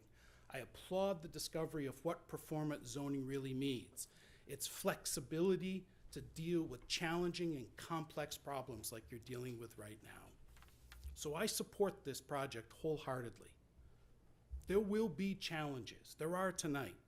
But I have no doubt that we can overcome them and we can start to take meaningful steps forward. So thank you for your time. I'm sorry to be the last one to speak and go over my time limit. I'll call you on that at a later time. Fair. Are there any questions? Councilor Cheney? I have served with this gentleman as a councilor and as a mayor, and I don't know that I've met anybody any more compassionate than he is. I agree with every word he said tonight, but I think there's two things I have to ask him. You spoke about working in a collaborative and in a compromising fashion. And I'm asking you what compromise has been offered here. I haven't seen one yet. And I'm hoping we can find some mid-ground. I agree with you, Mr. Mayor, from the bottom of my heart, but I also think these neighbors have a right to ask for some compromise on the part of this organization. I don't disagree with you. I have not been involved with this intimately since January, since this started. I have absolutely no doubt, but what has impressed me about Lakes Region Community Developers is a long history of extraordinarily successful endeavors in this city. We don't have a disproportionate number of police calls or EMT calls to River's Edge for things like potential criminal behavior or drug usage. We have an organization that is profoundly professional, compassionate, with a strong eye to the bottom line that's added to our tax base. But I agree with you, if there's something that the neighbors are interested in, I think they should be open to it, and I have no doubt they would be as well. I don't know about the density, whether it makes any sense. I don't know whether it's a more supervision than what's planned for right now, but I would encourage all parties to figure out a step forward. I would also think that when it comes to performance zoning, and I'm glad you mentioned this, you and I both know the importance of reducing to writing some of the agreements that are made by our boards. So going forward, when we hand it off to others, they know exactly what they can demand from folks. In this instance, we heard Carmen talk about all that her organization intended to do with the property as far as fencing and landscaping and those things. Let's get that reduced to writing. I agree. So as things change in the years to come, they can be held accountable. And I'd be all for supporting and happy to work with you on making sure a memorandum of understanding gets written. Thank you, Mr. Chair. You're quite welcome. Any other questions for the mayor? Thank you. Thank you very much. There was one other gentleman back there. Come on up. And well, this will be the last one. I agree with everybody. No, come on, yeah, sir. Great job. I need your name and. Chris address. Cass, 37 Bay Street. Thank you. I have no ill will towards anybody as far as anything goes. I think we should all collaborate and get together on this. I agree. I think 12 units is just a little much for them to manage, to be honest with you. That's a lot of single people in a small, very small area. I just had one of the people who's on this list no longer lives in the neighborhood because they had a problem across the street with the Belknap, with the group home or whatever across the street. Belknap House. Yes. Certain objects were stolen from his house. He reported it. They kind of blew it off. He did the wrong thing. He went and got the items back. He was charged for theft. And then on top of that, so now he's all stressed out, wondering, why am I being charged when I reported this? And I take my items back because nothing was done about it. But he shouldn't have done it the way he did. I don't believe there was any physical or, I think he just went and took it back. So they've moved out of the neighborhood. People are just scared, mental health. I can tell you a story that nobody wants to, that everybody knows, that has affected my family when somebody gets off their meds or they go astray. It's just, it could be a really bad thing, and I'm not saying it happens all the time. God, I hope it doesn't. This did happen to a family member of mine up north, and because of a certain person of mental illnesses, and they can't even prosecute the person. And anyhow, moving beyond that, but towards 6 places, that seems still like a little much for that little tiny piece of property. Something more manageable that we know that they can manage. 40 hours a week, and they're not going to be there at night with this type of. This almost sounds almost like it needs to be more of a hospital-related scenario. I mean, we've done everything possible. We've listened to the councils, all councils. The other 2 councils shut it down. We're back here again with a new not a new proposal, same proposal, with different rules, I guess. Well, what was shut down was parking. The zoning and the other council. For the parking. Was there just parking through the 2 that we went through? I'm getting lost amongst all I this. understand. I believe so. I believe so. For the serenity of the people that live in the neighborhood, I've lived there 35 years. It's quiet. I don't have to worry about locking. I do lock my doors, but I mean, it's not that extreme that I have to worry about. Again, I've had things stolen from me. I've watched these, and the people do need help. The ones that want it, the ones that really want it, because there's so many times I've seen them go in for this help, and they're just taking advantage of the system again. That's being rude. Don't mean it, and I wish any of them that can get past the issues and stay on their meds or whatever it takes to, and move forward in life and get a job and buy a house and, you know, whatever they need to do to make the things right. I agree with that. I have no problems with that. Okay. But I just wanted to say, that was my last of this. All right, thank you very much. I really want to, haven't you been up here? Yeah, okay, this is definitely it. You're the last jet, come on up. Okay. And that's it. It's already 9:30 and this will go on and go on and go on. Come on up quickly, sir. Just say your name again. John Allen, 229 Shore Drive. Okay. The Sir, woman sir, from the, mental sir, health- boy, I get to use this. Please, Yes, sir. address us and we'll ask the questions. If, I don't want this back and forth. Oh, Just- okay. Just ask the question. Made you The forget. people that I see as a pastor who are struggling often have PTSD from violent childhood, from rape, and quite a few from military. And I wonder how many of the people she is working with would be veterans who have served our country and come home pretty badly messed up mentally. That's a valid point. I appreciate your comments.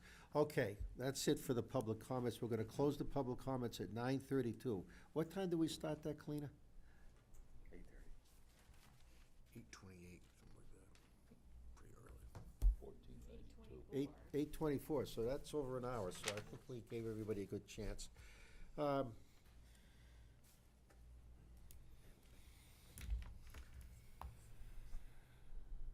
The fire department, the trash, I'm just looking at questions here. I think I'm gonna go right to the staff on this now. Go ahead and you heard these questions of the fire department, the trash pickup, performance zoning. We've already addressed the part of the property not being cleaned up yet, that's a different situation, but we're gonna look at that. I did look up the fire department comments, and the only concern they had was that the, building was inspected during the construction process and that it was sprinkled. They didn't have any other concerns with the site. So they want it sprinkled in Yes. inspection. And the typical fire department inspections during Okay. construction. As far as the performance zoning, I do believe that they are eligible under that. It reads, Because we're doing find it now.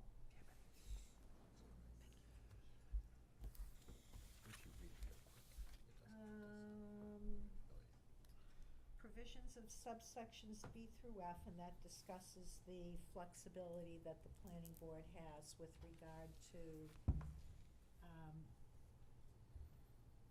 dimensional requirements, setback signs, buffers, building height, parking. So it says the provisions of subsections B through F of this section shall apply to any lot encompassed by the boundaries of the UC district, which they are. Any lot encompassed by the boundaries of the previously defined Wares TIF district, which we're not dealing with. Excuse me. These provisions shall not apply to residential parcels containing 4 or fewer units of housing. So to me, that would mean that because this is more than 4 units of housing, the performance zoning standards would apply. Okay. Wait a minute, couldn't you interpret that to mean the existing is 4 units or less? And therefore, the replacement would not be, and I'm asking, I'm not, I wouldn't interpret it that way. Because you don't have a building there, it's burned out. You've got a vacant lot, I mean, basically. yeah, but it was a single family or multi-family home of less than 4. I think the intent of performance zoning when it was adopted was that it was going to limit it so that this wasn't being used for fewer resident, units, that we're creating more than that. So once you hit that unit of 5, then you're eligible for performance zoning, is how it was originally intended to be utilized. I recall that. Because we didn't want people to come in with I Okay. got a single-family house, and I want to utilize performance zoning to extend my deck all the way to the boundary, or to go higher than that wasn't the intent, but the intent was to foster Okay. development such Recall as this. And then as far as the question about trash receptacles, Carmen would really have to answer that. We talked about that at technical review committee with DPW, and we're going to be issued 4 trash and 4 recycling bins based on the number of units in the building. So you won't have a dumpster? We're going to try it with the receptacles and see how it works if we had to get a dumpster later. Well, if you do go to a dumpster, if this project is approved, please, I couldn't agree more with, I don't remember who mentioned about the gentleman from Charles Street, because I don't know what, I know that where I live, there's a dumpster, I can hear them every, when they pick it up, but that's after 7 AM, which is a little more reasonable than 6 AM. So like I said, if this goes forward and you do end up with a dumpster, I hope you'll keep that in mind, because I think it's a valid point. Yes, sir. I was led to believe in our discussions at the council that up to a unit up to 4 units, we would provide 4 barrels. Beyond that, you had to provide your own. There's some other landlords here that can tell you, but we had discussions about that, and up to 4 units we would provide, because that ends up being 8 barrels. No, you're limited to a maximum of 4 trash and 4 recycling, so that's what we would have for this property. Okay. Go ahead. Go ahead, Kathy. Just while we're on that subject, if you ended up going to a dumpster instead of the trash receptacles, you'd have to come in for amended site plan review. Well, we're planning to use the 4 trash and 4 recycling Just so that, receptacles. you might want to look at your site plan now.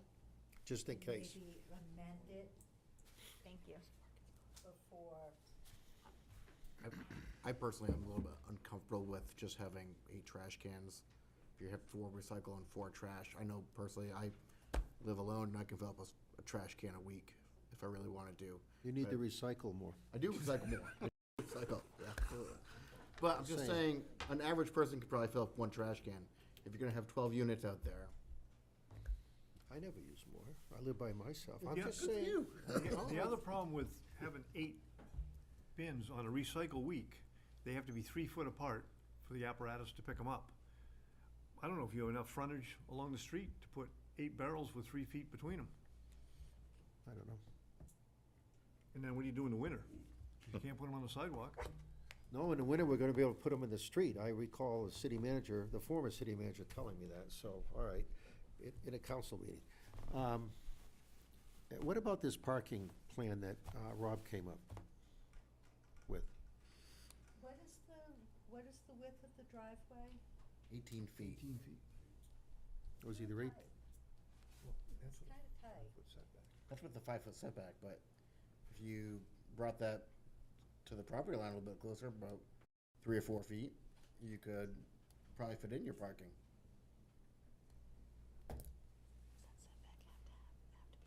Oh, that's why they're utilizing performance zoning. You might get a couple of more parking spaces there.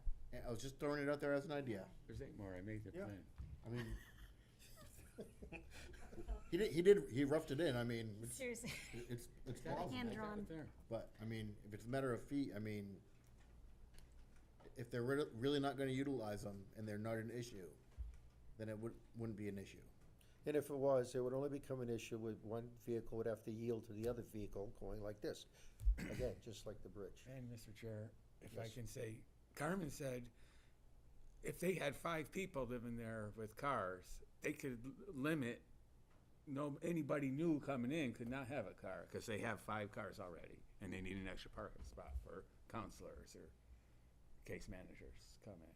So, to use parking as an excuse on Bay Street, this building, is just an excuse. That's a moot point, because I did a visit on Summer Street. There's 8 units there. One person has a car and a motorcycle. One person out of 8. And like they say, 10% of their clients have a car. So to use parking as an excuse, it's blowing wind. You know, it's not right to use parking as an excuse here. If there's overflow, they can go down the street to the facility on the corner, put a couple cars there if they had to. There is room in the driveway. The perceived harm to the neighborhood is minute compared to the benefit of the city on this project. This is a good project. All the way around. And to speak of compromise, I think, Carmen, when you first presented, didn't you ask for 18 units? We started out with 22 units and 4 parking spaces, Okay. and then we came back to the board in February. So we did compromise. Yes. Thank you. Anything else, Kathy?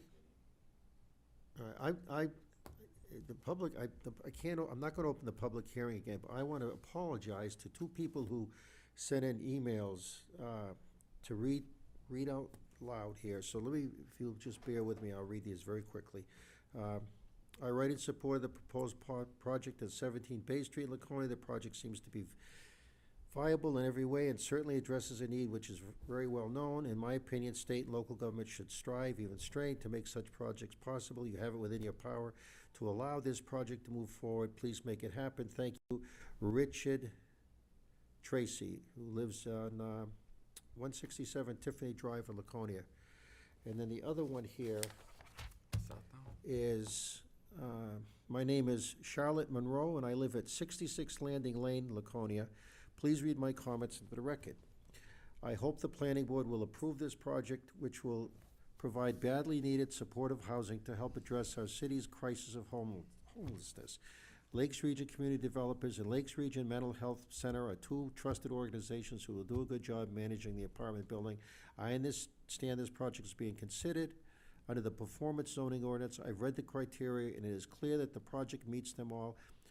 I hope you will approve it. We need to create more housing like this. If we don't, the homelessness situation will continue to get worse. Thank you for your consideration. I apologize for not reading those during the public hearing. Thank goodness I saw them and get them in, because that would have not been very good. Okay, what is the board's pleasure? We have any more discussion here? Well, I would like to disagree with you, Mike. I think the neighbors have spoken, and it sounds to me like they're not super thrilled with what we have going on here at the table. And I would like to say I represent them, right? Yes. And As we all do. and I would like to say that if anyone else were to come into this group and present the same thing, we'd do the exact same thing for anyone who came in, and I don't think we would, because we've stopped people before from allowing them access to additional units because of parking. That's apples and oranges. Why You're is doing it apples apples and oranges? Because they're renting to regular people with the ad in the newspaper or Craigslist, however they do it. These people are all vetted through community health. Parking is not the issue here. Nobody wants a power line in their backyard, but you want electricity. I know that they don't have cars. I understand that. So why use it for an excuse? I'm not using it as an excuse. I'm using it as, if I'm gonna do it for one, I'm gonna do it for another. No, you don't. That's apples and oranges. I disagree. You know, this. Well, okay, I don't want to argue with you, but you're. But can you be specific, because you've lost me now, Amy. What is it you're saying that? If Harry Bean asked to put it up, we would tell him no. Put what up? Oh, you're saying this unit? If the exact same thing came to us from a private citizen, Correct. But Because this is of- not a private citizen. But because of the parking, or? Correct. Just the parking? Correct. I thought that had been addressed, though, with the driveway parking. But did it? I mean, it hasn't, I mean, it's not an official Well, that plan. would We be, don't really that would know be, that the parking's gonna. that would be a condition that you would put in. I'm not saying either way, I'm just saying that the parking. I'm just saying, but what the I'm parking saying should is be that we mute- need to treat people this, the same, and I understand we have a different demographic going on here. And it is a need for the community, but I do think that it's not fair to poo-poo what the neighbors are saying. I'm not poo-pooing the neighbors. But like I say, nobody wants to have a power line in their backyard, but you want to have electricity. So the power line has to be somewhere. This neighborhood will not be destroyed by this building. It will be enhanced. I'm not Oh. saying it'll be destroyed at all. It's gonna be better with this building. It's not going downhill. It's gonna be better. It's helping the community. The good that it's doing far outweighs any detriment. Councilor Cheney, you had. I'm disappointed to hear him suggest that these neighbors shouldn't be considered. I did not say that. You did say that. You did say that the greater good meant we shouldn't be listening to these 20 or 30 people that are complaining. I'm gonna listen to them. I don't think there's many people at this table who are anxious to have one of these things move in next door. Do I think we have to have it? Yes, I do. Do I think maybe this is the wrong place, or maybe we should make more compromise? It disturbs me that you would say those things to Amy when she's representing the people who are sitting in this room, both sides. I suspect she'll agree with me. We know there's a need. The question is, should you shove 12 people down that small street's neighborhood? And I don't think you should, so you know where I'll be. Are you recommending, Councilor Cheney, that more compromise could solve the problem here? Absolutely. I think they may have to reapply for a grant. I understand that. I'm sorry that they have to go through that work. But for my vote, they've got to do better than 12 people in a single-family home or two-family home neighborhood. Do you think this is something that could be potentially worked out if you made a motion to table this? I'd certainly like to see some more work done. What we've had is, we'll deal with the traffic problem by giving them spaces up in our parking lot up the street. And at one point, we were talking about deeding the spaces up at their office. We won't do that. But that's You not can't do happening. that. Right, that's not happening. And the point I'm trying to make is we just sort of jury-rigged this without any firm commitment to compromise beyond what they think they need. I'm sorry that I disagree. As I said about the mayor, I don't know a more compassionate man in this city, and I agree with him 99% of the time. I agree with him with this. What I don't agree with is shoving 12 people down that small street's throat. Sorry. Oh, don't be sorry. Anybody else have any comments? Truly. I saw a lot of heads nodding when people were talking here. Well, I was thinking about the project that came through earlier with the condos, and they purchased an easement for parking as well, just up the street. No, they didn't purchase it, that what it said. went with the. That went with it, so it was that's already been connected to there. it. Yeah, that Okay, was, so that this, was we there. would essentially be creating another one if we gave them. Yeah, that was there before.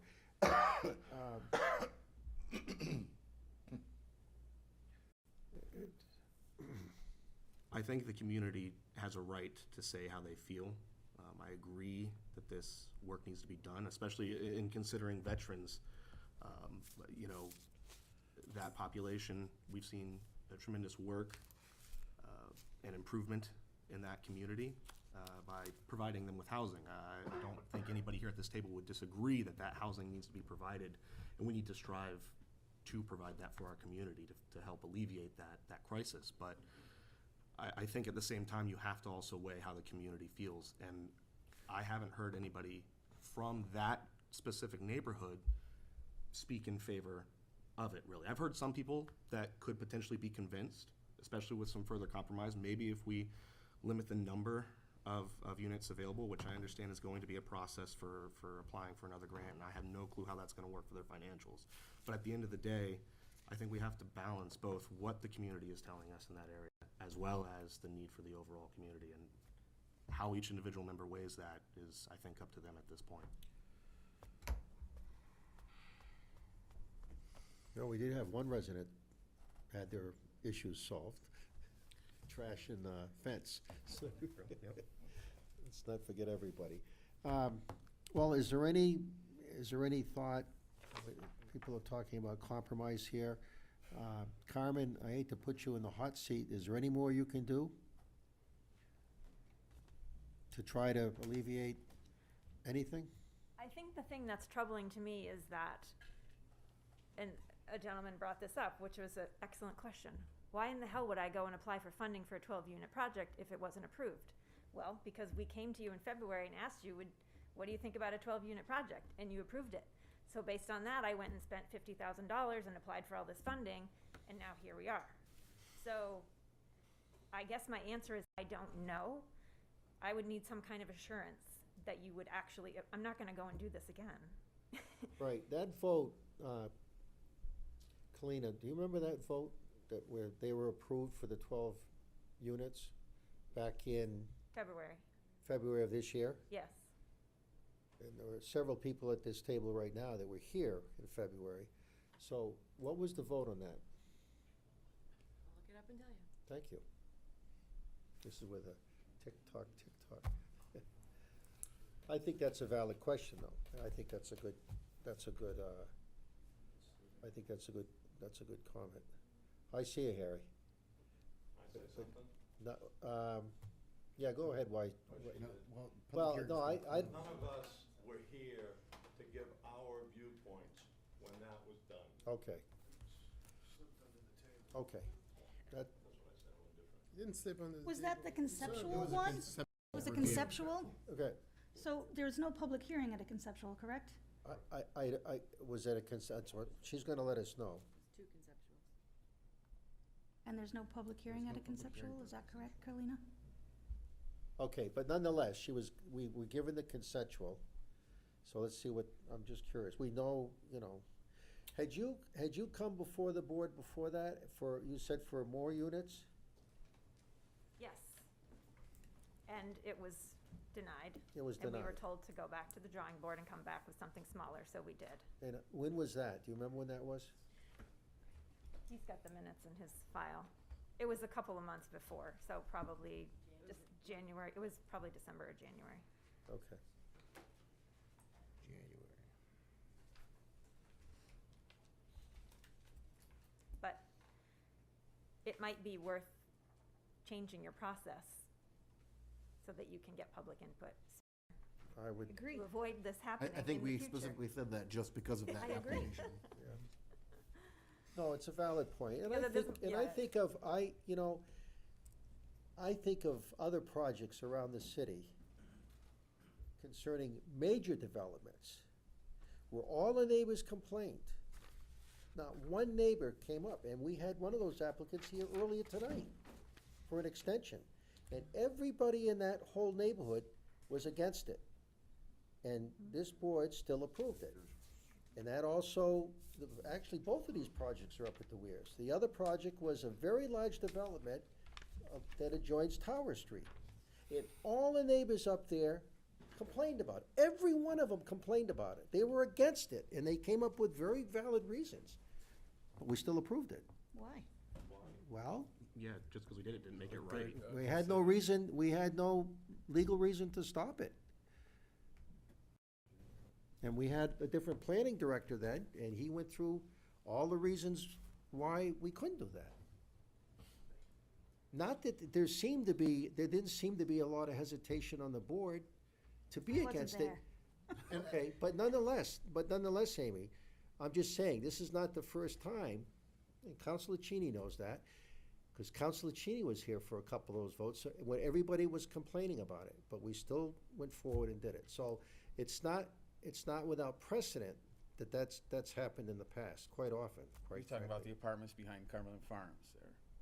No, I'm talking about the condos on the hill that border Tower Street. You're talking By about. Cumberland Farms, So- yeah. That's the same thing, Cumberland okay. Farms, yeah. So, in regards to the meeting that was done for the conceptual of this on February 7th, in our motion, let me see if I can pull it back up here. You can't find that, Kalina? No, I found it. Oh, go ahead, what did you find?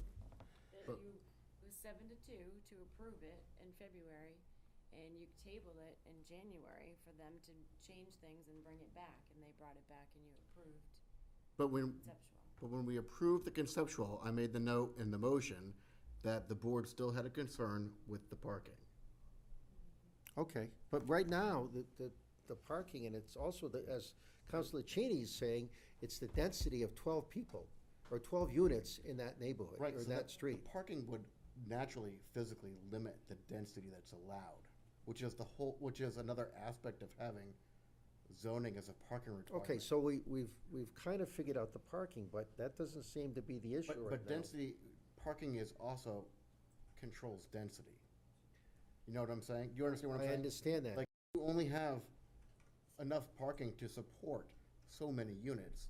You're limited by your parking. Okay, so, And we've identified that in our motion of the concept of we have a concern with the parking. And in performance zoning, we have complete control to limit or to waive as much of the parking as we want to. or to enforce, make a zigzag, as you. or to zigzag. put it. And the parking requirement is 1.5 units per unit. And they're providing six spots with one spot for a staff member, which is only 5 spots. So density would only allow, like, And let's remember that when they came back, it was the spaces on this property and 6 spaces up the street. That's correct. That was their solution to this That's right. parking problem. That's not If there. they built a 3-family house there, they could have 12 people in a 3-family house. They'd have enough room to park 6 cars. And they wouldn't all be mental health folks who need help. They would be families and folks that fit in the neighborhood. So you have- Listen, I'm gonna say again, I hope we can find something for the folks that need this help. I'm kinda stunned that mental health sold a building if they needed spaces, but that's for another day. All I'm saying is, you know, the density and type is what the neighbors are concerned about. And I am sensitive to that. You know, maybe I'm the only one here, and that's fine, but I just, you know, this has progressed from 24 units to 12 units. Oh, well, 6 parking spaces here and 6 parking spaces, deeded parking spaces up here. That doesn't work. And so that didn't work, so now we're back to still 12, and, well, we don't need the parking anyway, and until the day comes we need it, or the 12 people there start having visitors, or whatever. You know, I just think reducing the population count will solve the parking problem, will, I think, solve the concerns of many, if not all, of the folks on the street, and still accomplish some of what they want to accomplish. As the mayor said, compromise. I think, let's look for a compromise. I don't want to eliminate this. I want to compromise to something we can all live with.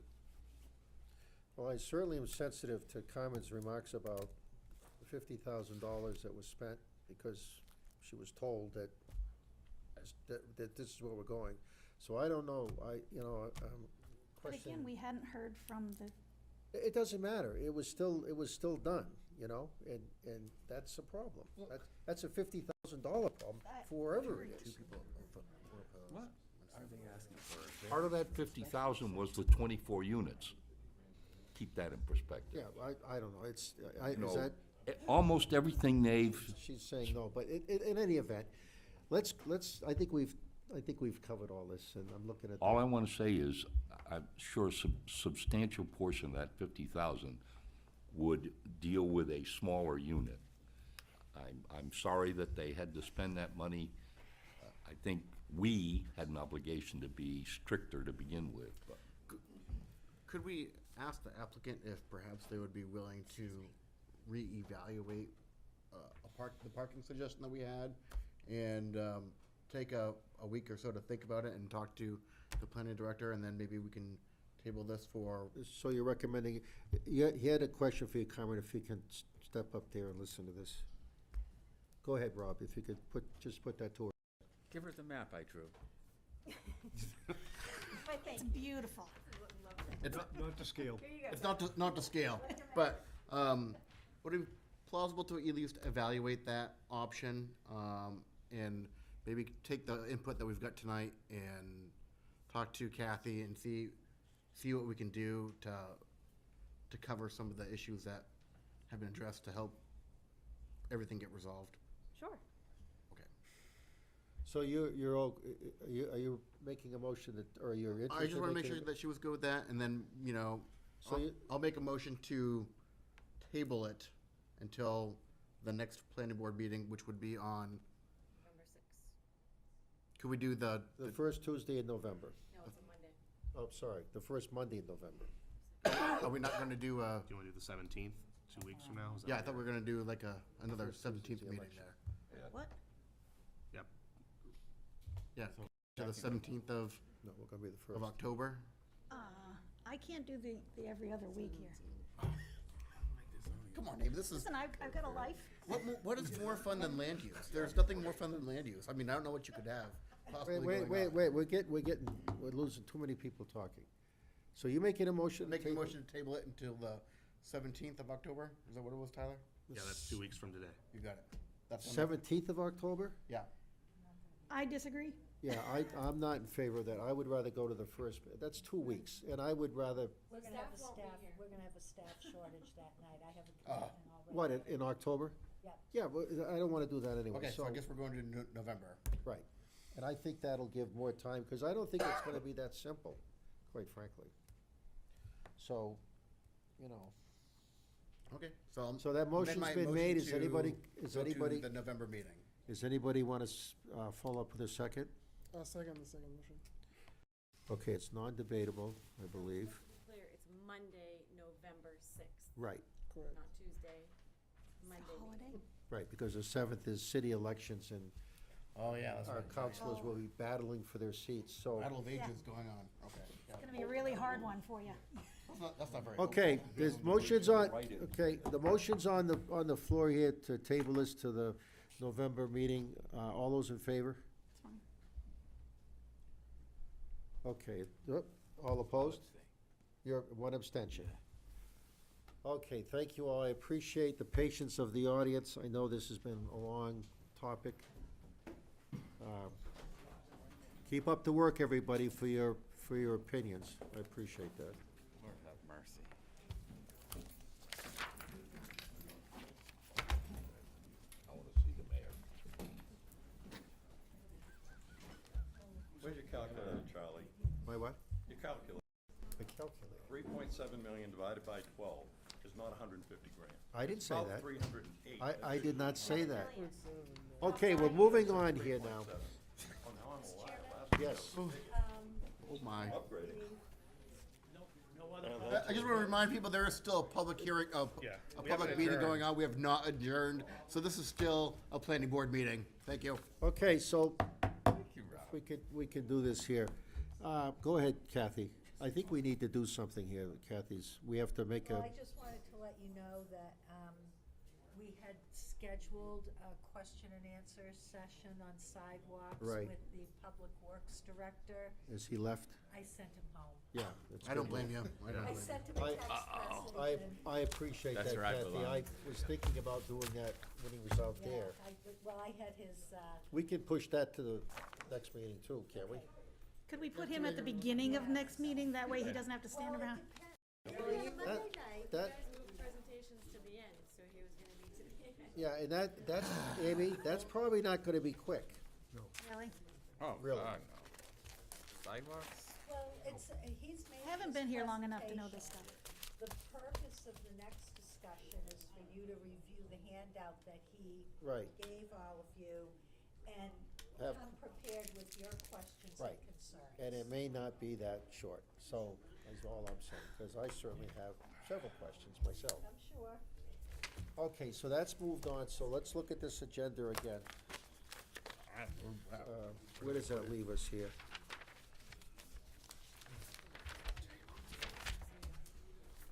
Oh, right. So the rules, we have to. Okay, so what, we have no presentations? We had two members of the public appointed at the last meeting. That was, This is a CIP? yes, Steve Foot and. Mike Foot. Mike Foot. Pardon? Michael Mike Foot. excuse me. Yeah, And Dean? And Jane, LaRoche. thank you. okay. So, And so you have Amy- two now? And Amy offered to reach out to some people and I did. had some Um, success. Yes, I had two people offer to be on the board. One is Carolyn Muller. The planning, are you talking about the planning board or CIP? CIP. CIP, It okay. has to be somebody from the public. Carolyn Muller grew up in Laconia, born and raised. Worked at I believe she still works at a hospital, but has worked at LRGH for a long time in the educational department. Not exactly sure what her role is right now, but with Concord Hospital. And then the other one is, someone you met tonight, is Mike Little from Charles Street. Hey, there he is. I'll let him tell you about himself. For the CIP? CIP. Oh, my word. Do you like Yeah. numbers? Yeah, so a little bit about myself. I was born in Concord. I've been a resident of Laconia for 22 years now. My position is the administrator for the air monitoring program for the state of New Hampshire. So, yeah, numbers are pretty much in my day-to-day routine. I've had a pleasure of working with Kathy over the past few weeks. So, yeah, big numbers don't. It was probably better that way because I wasn't sure. I had told Amy I wasn't sure if I was going to commit or not, but I'm here, and it didn't sound like a huge commitment. But yeah, as far as numbers go, I'm used to dealing with numbers and millions and stuff. So Numbers and. hopefully I can. It's fun and lovely. Yeah, and my previous job was a planning analyst for data systems, so that gives you any idea of how deep into numbers I used to get. Yeah, so it'd be a pleasure to serve. It sounds like a fairly short-term commitment, and glad to be able to help the city. And you guys have any questions for me? You're roped in, Mike. Yep. Welcome How'd you aboard. hook him? Mike, It was a long line. Mike, did you see the schedule of these dates? I did. You have seen this, okay. Yep. Kathy sent me basically the 8 meeting, or I think it's 5 meetings that actually we have, the people have to attend. So yeah, I've seen it Thursday nights. Are we Some of gonna them will be a able to- couple are hours. we go- Now, last year, we had this on Zoom. No. Yeah, we did, because I was in Florida and watched it, yeah, we did. Oh, just like tonight, you Yeah. mean? That was Corona. Yeah, because I was in person Listen, giving my presentation. I didn't say everybody, I said me. I was on Zoom, because I was in Florida. And I'll be wanting to do that again, because we can do that. We had to have singing in there somewhere. Boy, you're packing up to leave? No, I said I Cleena. thought we were done. I said Cleena No, we hates got it, but these rules I things. will want to do that, Okay. that's all. Okay, Scott- so do we have to, Scott, have do any we have to vote on Yeah, do we Michael? have to, Yes, you have to vote on both. The last meeting you guys voted for the planning board, you didn't vote the, anybody else, All right, so you have to do the. So we have to pick between Mike, Jane, Mike, Fred, and Jane, Carolyn. wait a minute, we have to pick somebody, or the? We have all to four? pick 3 out of the 4? All 4 of them. You need 4 of them. Oh, I thought you needed 3. No, we need 4. Oh, oh, so we got the perfect number. no, We just no have to voting vote. necessary. Yeah, Even exactly. better. Well, no, do we? You're on. We still gotta Well, you have vote to make the appoint. appointment. Yeah, we have to make the appointments, Amy, so somebody all wanna right. make a motion, please? So moved. Thank you very much. Thank you. All right, so a second, please. Second. Okay, all in favor? I don't know what I'm voting for, but I'm in Okay. favor. CIP people. We What? just, You just re-enlisted. CIP. No, you mean Thursday? Thursday, yeah. I only. Yeah. Thank you for the reminder. When I got back from Vietnam, I realized. Kathy, I won't be here for the organization, but I'm okay. What was I thinking? I know No, what's going on. so. enlisting in the beginning. Okay, now, next, moving this right along quickly. You guys have anything else you wanna cover? Kathy? Nope.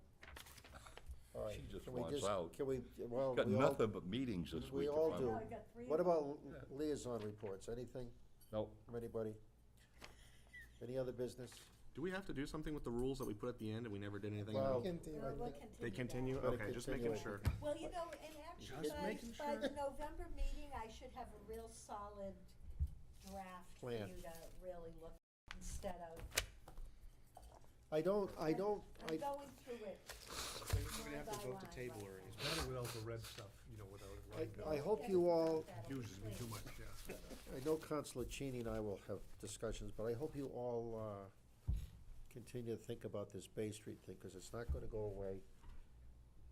And, maybe we'll have, Stacy will be here, cause I'm sure she'll add to the, commentary. She's pretty good about that. I agree with what both Bruce and Amy said about listening to the residents. Look, but and we that's, have to- that's the reason, Mr. Chairman, I'm talking about sizing this down. I'm in favor of it. I just think 12 is too many, and you can't tell me they get funding for everything under the sun for mental health. They'll get the money. I don't know, but I'm gonna raise you about that sizing down thing on another project, so, a past project. All right, motion to adjourn? So moved. All right. Second. Oh, go ahead. Can you possibly, if no one is at the meetings, say what time you're adjourning? You know Yes, how yes. hard it is to look at We're the gonna clock? adjourn, well, we have to have the motion too first, and so, You don't have to, but we don't have to have a motion? you just need to say. It we're seems adjourning. so better. Okay, we're gonna adjourn this meeting at 13 minutes past 10 o'clock. I think she's Today. pushing us. Let's sit around for a little while longer. We can,